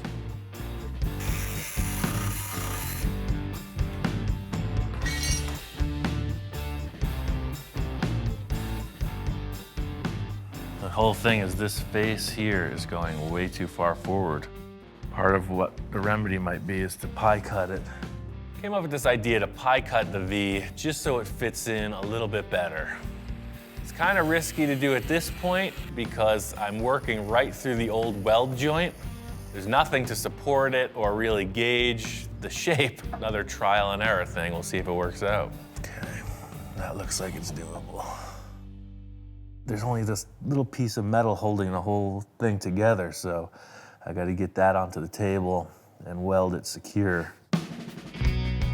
Just gonna match these, weld them, and then we can set them in the car and join them. Pie cut worked out okay. Welded it back together, finished it off. I really want to get this in the car and see how it looks.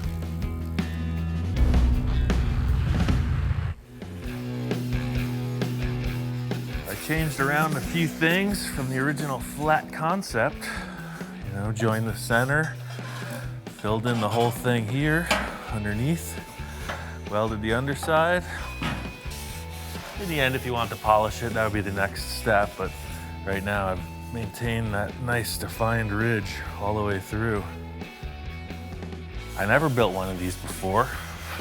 It's just knew I could weld, and I had a vision. And there it is. Building a grill bar like this is kind of a shot in the dark. I know I got the skills to do stuff, but it's very rewarding to see it finished and in the car. Look at that thing. It's just what the car needs.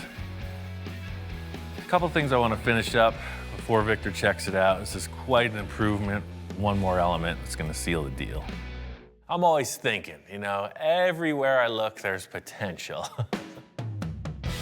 From behind, curtain number 3. I found this mesh. I don't know what it is. It's like a paper substance. There was just a box of it at one of these scrap yards, and I bought it. It's like you can see me at certain angles, and when I turn, I disappear. The whole purpose of this mesh is to shroud the mechanical look behind the grill bar. It's also got to look cool, and most importantly, air has to flow through it freely for the radiators. Pretty space age, huh? It's not metal, it's not foam, it's something in between.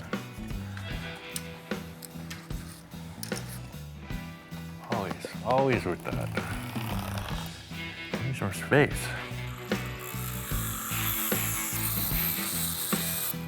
I'm gonna mock up this mesh to complete the package, give it the whole look before I show it to Victor.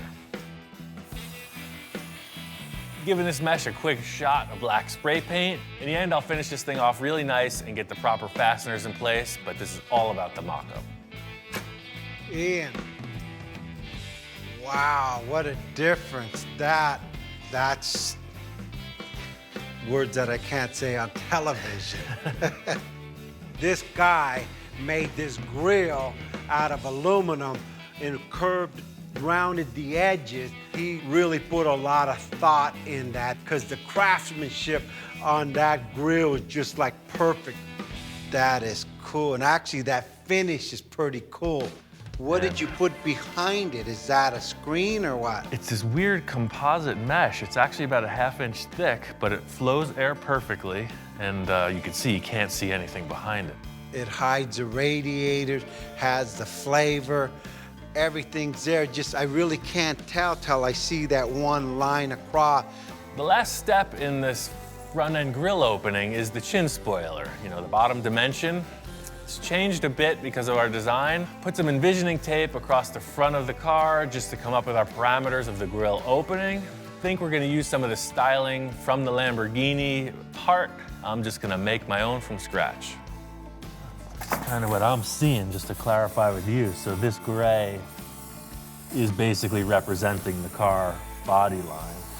It's critical to have like a heavy element on the bottom. You know, that's what grounds the car. So it makes it look super low. Right now it's all up in the air. So to get this bottom part in place is gonna seal the deal. And again, we're not just sticking found parts on the car, man. We're making everything. So I'm all about that. So it'll look like the other part, but it'll be homemade. Let's do it. One of the benefits about working with fiberglass is that you can flesh out an idea pretty quickly. But Victor and I decided he didn't want this raised center section, and then he didn't want these upright fins on the side. So you can see what you get in the end. It's almost a perfect match. If he doesn't like it, we'll just do another one. Finishing touches are just to paint it gray, make it look like the rest of the car. You know, that's the neutral tone. Fortunately, this fiberglass nose Victor brought in has holes. It was the same way that the original car was put together. They just bolt up. Done deal. Yeah, so now you really get that look. The whole thing with this design is it needs that bottom. Otherwise, it just looks like a suspension bridge, you know? It's just two legs. That bottom makes the two air vents completely apparent. One of the last things to do will be fitting the outside edges of the chin spoiler to the final contour of the fender. Leave an extra space for now, because you never know, something just might change. Just one step at a time. You know, you're looking at the car through these goggles. That's looking good. That, not so much. There's a whole thing going on. Definitely nailed this grille opening. There's a whole world of trouble on top of that car. Can't look like a Sterling. Crazy thing about building these cars is that you get this small glimpse of victory, but then there's like a huge task on the next step. The ugly duckling in the equation is that roof. The big problem here is you got this massive flat panel. It just takes the nice curve of the car and it disappears. So the side profile of the car is dependent on this roof line. We gotta figure it out. I know that the roof was one of Victor's favorite parts. It's what set off this whole car build. So it's gonna be a delicate dance in telling him how much it has to be modified. Radically modified.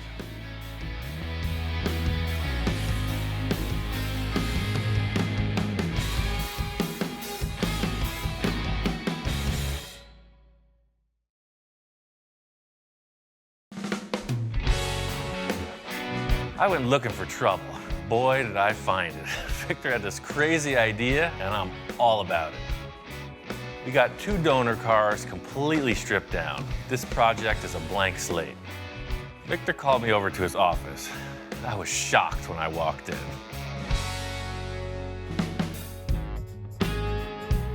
I guess Victor is taking us to the next level. His whole office appears to be covered in little pinups of all these different supercars, and I walk in and his hands are going everywhere, you know. I want some of this, I want some of that, going on and on. He's definitely a passionate man. I'm looking at all the literature, the internet, anything that had to do with supercar, and I'm taking pictures and pinning them up in my office. Ian can't draw, I can't draw. I'm good at drawing stick men, you know, that's where my limitation is. But my nephew Vinny, he's a graphic designer, and he could take our thoughts and put it on the paper so we have somewhere to start. So I want it to kind of look like this, this, this, and this.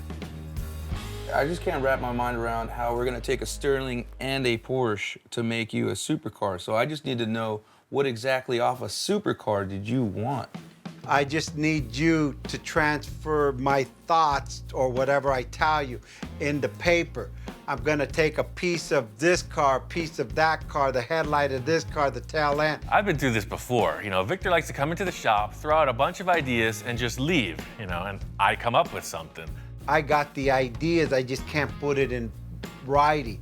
He works well with his nephew also, just a totally different style in this part of the project. He's all about the ideas, you know, he's the guy who says, I want this, and then he changes it 500 times. We're looking at this. I like the front end, the vents here, but then I like the way this flows in the front. Vince is trying to respond to that, and I'm just kind of watching the show. I don't know, there's another little element I thought could go in there. Let me see.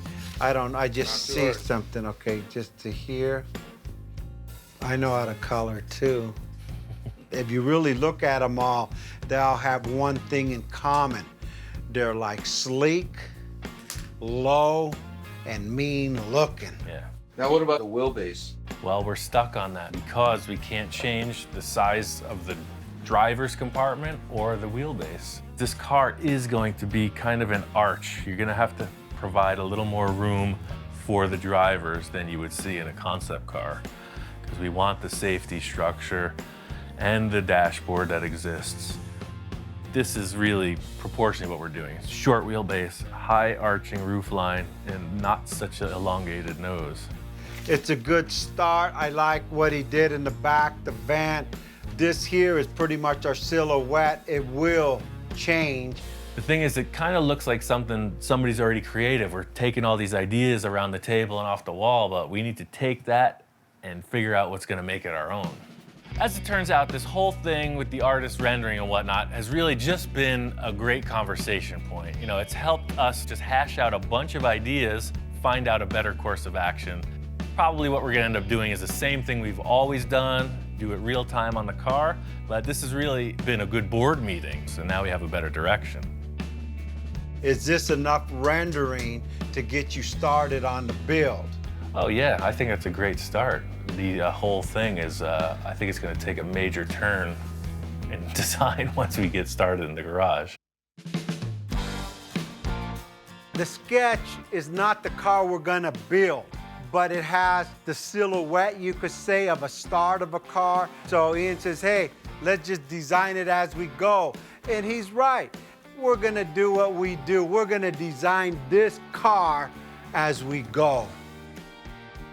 We've already cut apart 2 cars just to get to this discussion.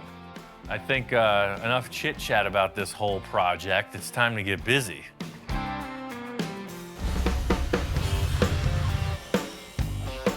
We decided we're gonna build this whole car around the roof. I gotta get this thing into position and then decide what we're gonna do.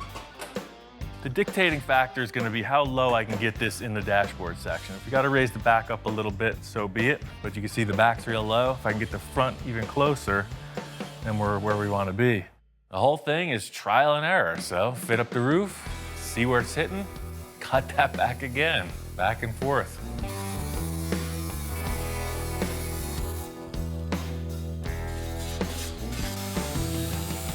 We've run out of Porsche to cut. We've got to go forward. That's it. Just gonna roll that edge down. That way it stays real strong in there. If Dr. Porsche could see me now, I'd be his #1 son.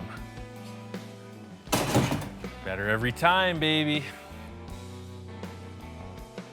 The thing that I'm really struggling with is I love the height of the back right here. This proportion to me is dynamite. But the whole roof itself is kind of tilting up because of the dashboard issue. The easy remedy would be to raise the back, make it make it symmetrical with the rocker panels, parallel. I just don't think that's gonna be the right look. I'll raise up the back a little bit.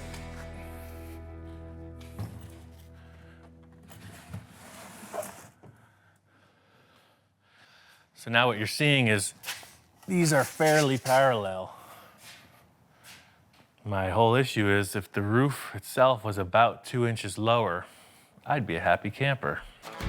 We just can't drop the front anymore. The dashboard is here.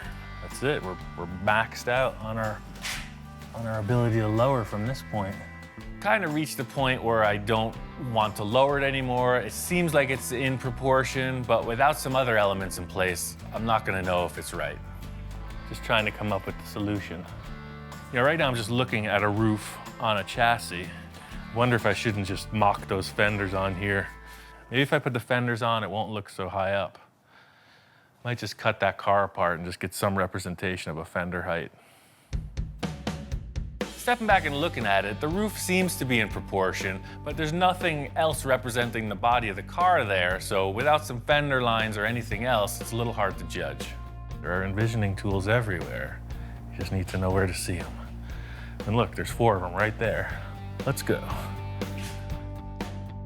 The fact that this belt line on the Sterling is kind of matching up with the Boxster stuff, I'm thinking maybe some other panels will help out too.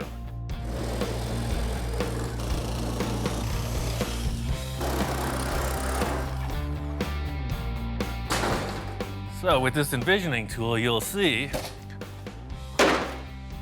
all that framework was messing up the vibe. Aha. Supercar, baby. That's what this was missing. Now all of a sudden the roof is way down. This is by no means what we're building. It's just another representation for discussion. This is the same effort that we did the other day with Vince in the illustration room. This is my kind of discussion on styling and what's possible because we have all the real world parameters in front of us. So there's a lot going on here and I'm really digging it. I think my favorite part is the rear portion, most specifically the height in here. I know we're gonna have a big hollow in there, and really at this point, the whole rear end is just pure potential. Got your hips coming in, trough to see the engine, whatever back window there's gonna be. But looking at it here, you see the roof? You know, it's got kind of that pyramid shape where it's coming up into the roof height. Doesn't look too flat, doesn't look too tall. These are just representations of proportions, parameters, surface heights. The look of everything is gonna get changed. One thing I notice about supercars is that they are ultimately low profile. Looking at this thing, the proportions are a bit off. It's critical that the stance is right on the money, especially from the starting point. I gotta lower this thing. A lot of times when I build a lowered car, I'll just bottom it out, create the body around it, and then raise it up. I think we're gonna do the same thing here. Victor and I already discussed, he's going for a whole suspension upgrade. I don't wanna disassemble anything, so I'm just gonna cut the springs out of this and drop it. Oh yes, and again, when you can't get the floor jack out, you're just right. At this stage, I've mocked up a lot, but that doesn't even begin to tell the story of how the car is gonna flesh out. What we've represented is a series of panels, ride height, anything goes from here.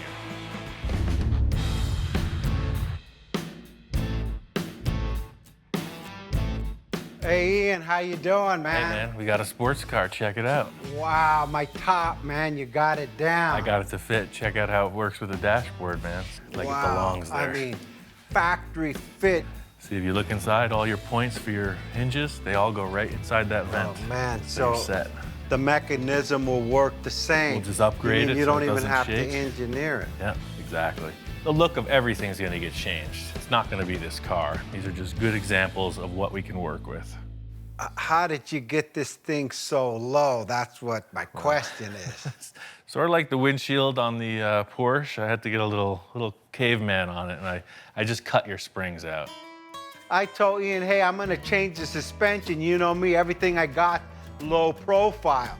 I didn't expect this guy to come in and just cut everything off. But just like with the other lowered cars we did, you know, we'll build it down low, get those tire and fender lines connecting, and then when it raises up, they'll look right. This always happens. He just starts tearing stuff apart, man. I mean, this guy's out of control sometimes. But it looks darn good. Just staring at this thing as a chassis, and a roof looked weird. Now we have some bulk surrounding it, and we can build whatever shapes we like. We'll just use these as tools, templates to work off of. Well, I got a surprise for you. Yeah, probably another car, right? No more car, 2 car per build. That's my limit. Hang on, I'll be right back. Check this out. Holy moly. I took them from my kid's project. All right, he's all about the big diameter rims. Yeah, they're on my kid's car in the other shop, so don't scratch him. He don't know I took them off. He just got these things. Yeah, he's always going to the Dub show. They're 24-inch rims. Yeah, 24 by 12. And look at the freaking low-profile tires, man. That's wild. I mean, this is what a sports car would have. Super flat track with wide, big diameter rims. This is what keeps our arrangement spicy. Victor comes in with the crazy stuff. We try it out. If it works, it sticks. If not, we get rid of it.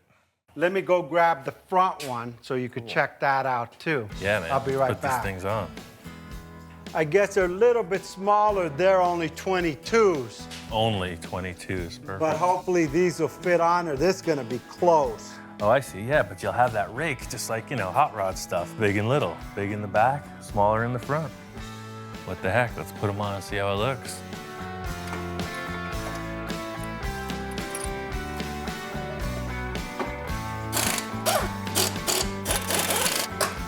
Totally different attitude. Well, you used up all your clearance, man. Can't get no more than that. That's the thing about the taller tires, man. It's just way more aggressive. Totally cool. It's almost like putting a suit on a car. It just brings out the spark. It's a little bit too blingy maybe for this car, but it gives it the stance. Look at it's wide. Wow. Just make it look more aggressive, big and little tires. Just give it that nose down stance. Clearance is perfect. We take this radius all the way to this point to the ground. Remember, we're gonna be on the ground. Yeah, I get you. Now with some type of air suspension. Good call on the big diameter rims, man. I wasn't know what to expect when you walked in the door, but they work. In the end, who knows? Probably change the wheels out. The tire size and diameter looks great. The rim is simply a style choice. Those stock Porsche set is not gonna happen. That's the difference between soccer mom and superhero right there. You're all about it. Victor and I are committing to the size and diameter of the wheels and tires. I'm not 100% sure about the styling. One thing I know is they're expensive. I'm gonna cover them up and work around it. Victor loved the placement of the roof, how it came down into the dashboard, so this flange goes with it. It's what the weather strip attaches to. It's probably gonna stay in the car, even though we're gonna modify it through the door jamb area. We're trying to build this car around the roof, so it's all about connecting it to the Porsche so we can work around it. My goal is to just get this thing fastened in place, functioning manually. Ed Ross said it, big mess, big success, so it's gotta get really bad before it gets any better.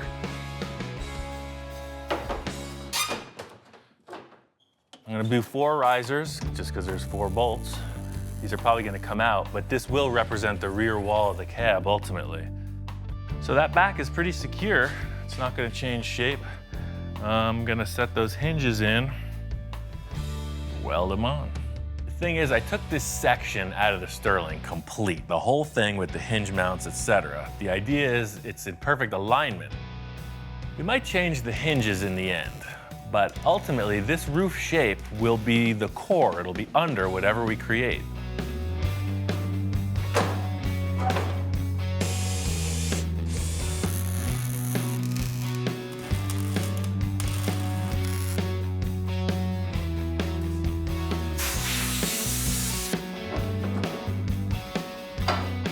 Aha!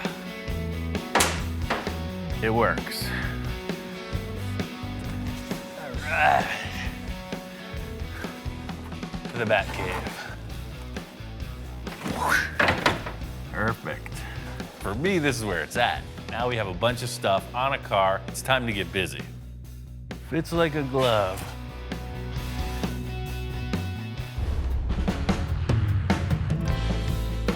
Now that the roof is on, we are set to make a complete custom body. With all the concepts Victor's talking about, I think fiberglass is going to be the perfect medium to build this entire body out of. It's going to be a new challenge, but I think I know the guy who can point us in the right direction.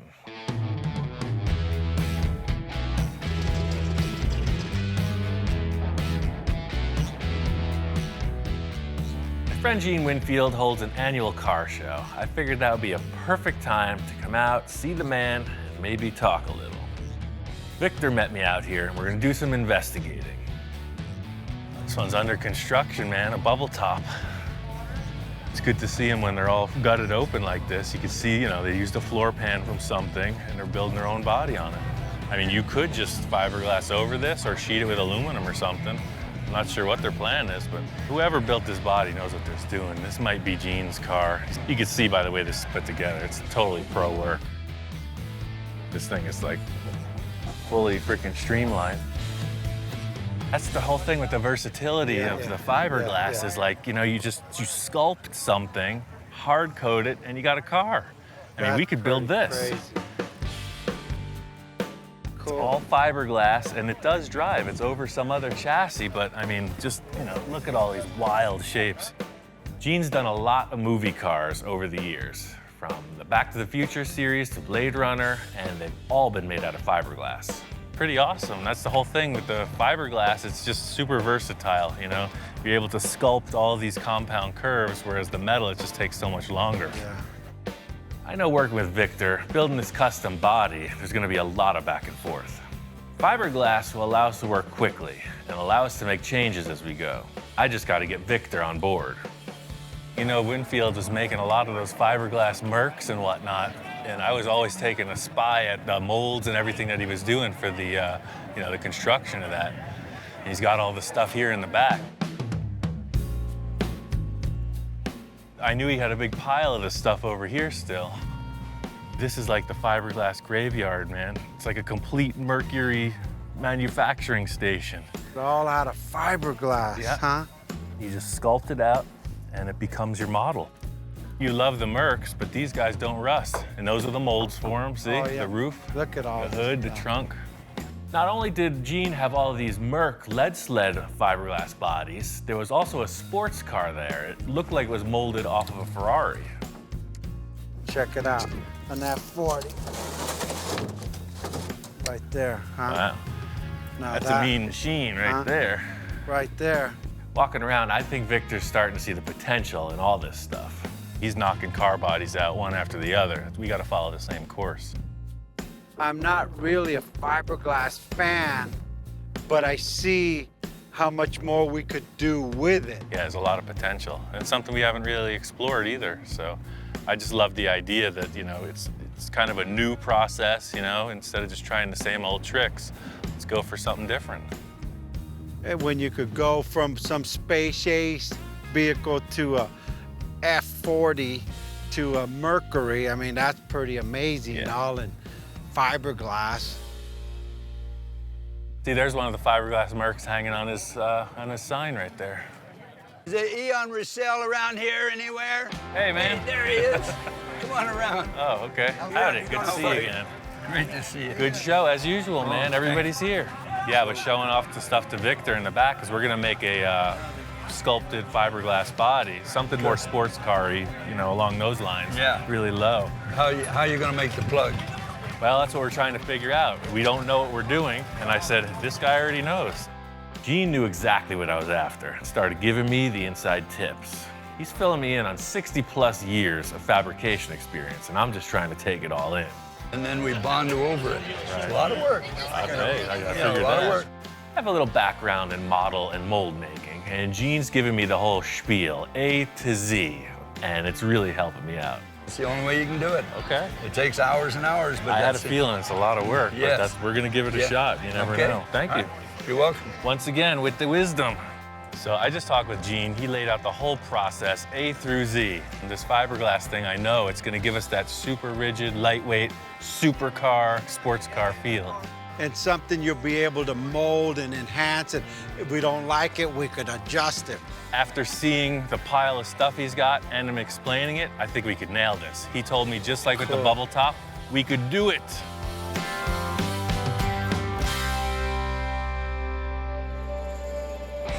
Oh, you need this thing right on the back of your Merc. Just drill a 5-inch hole saw right through the trunk. That would take us to the next level. Oh, this is next level, yes. That's exactly what we need.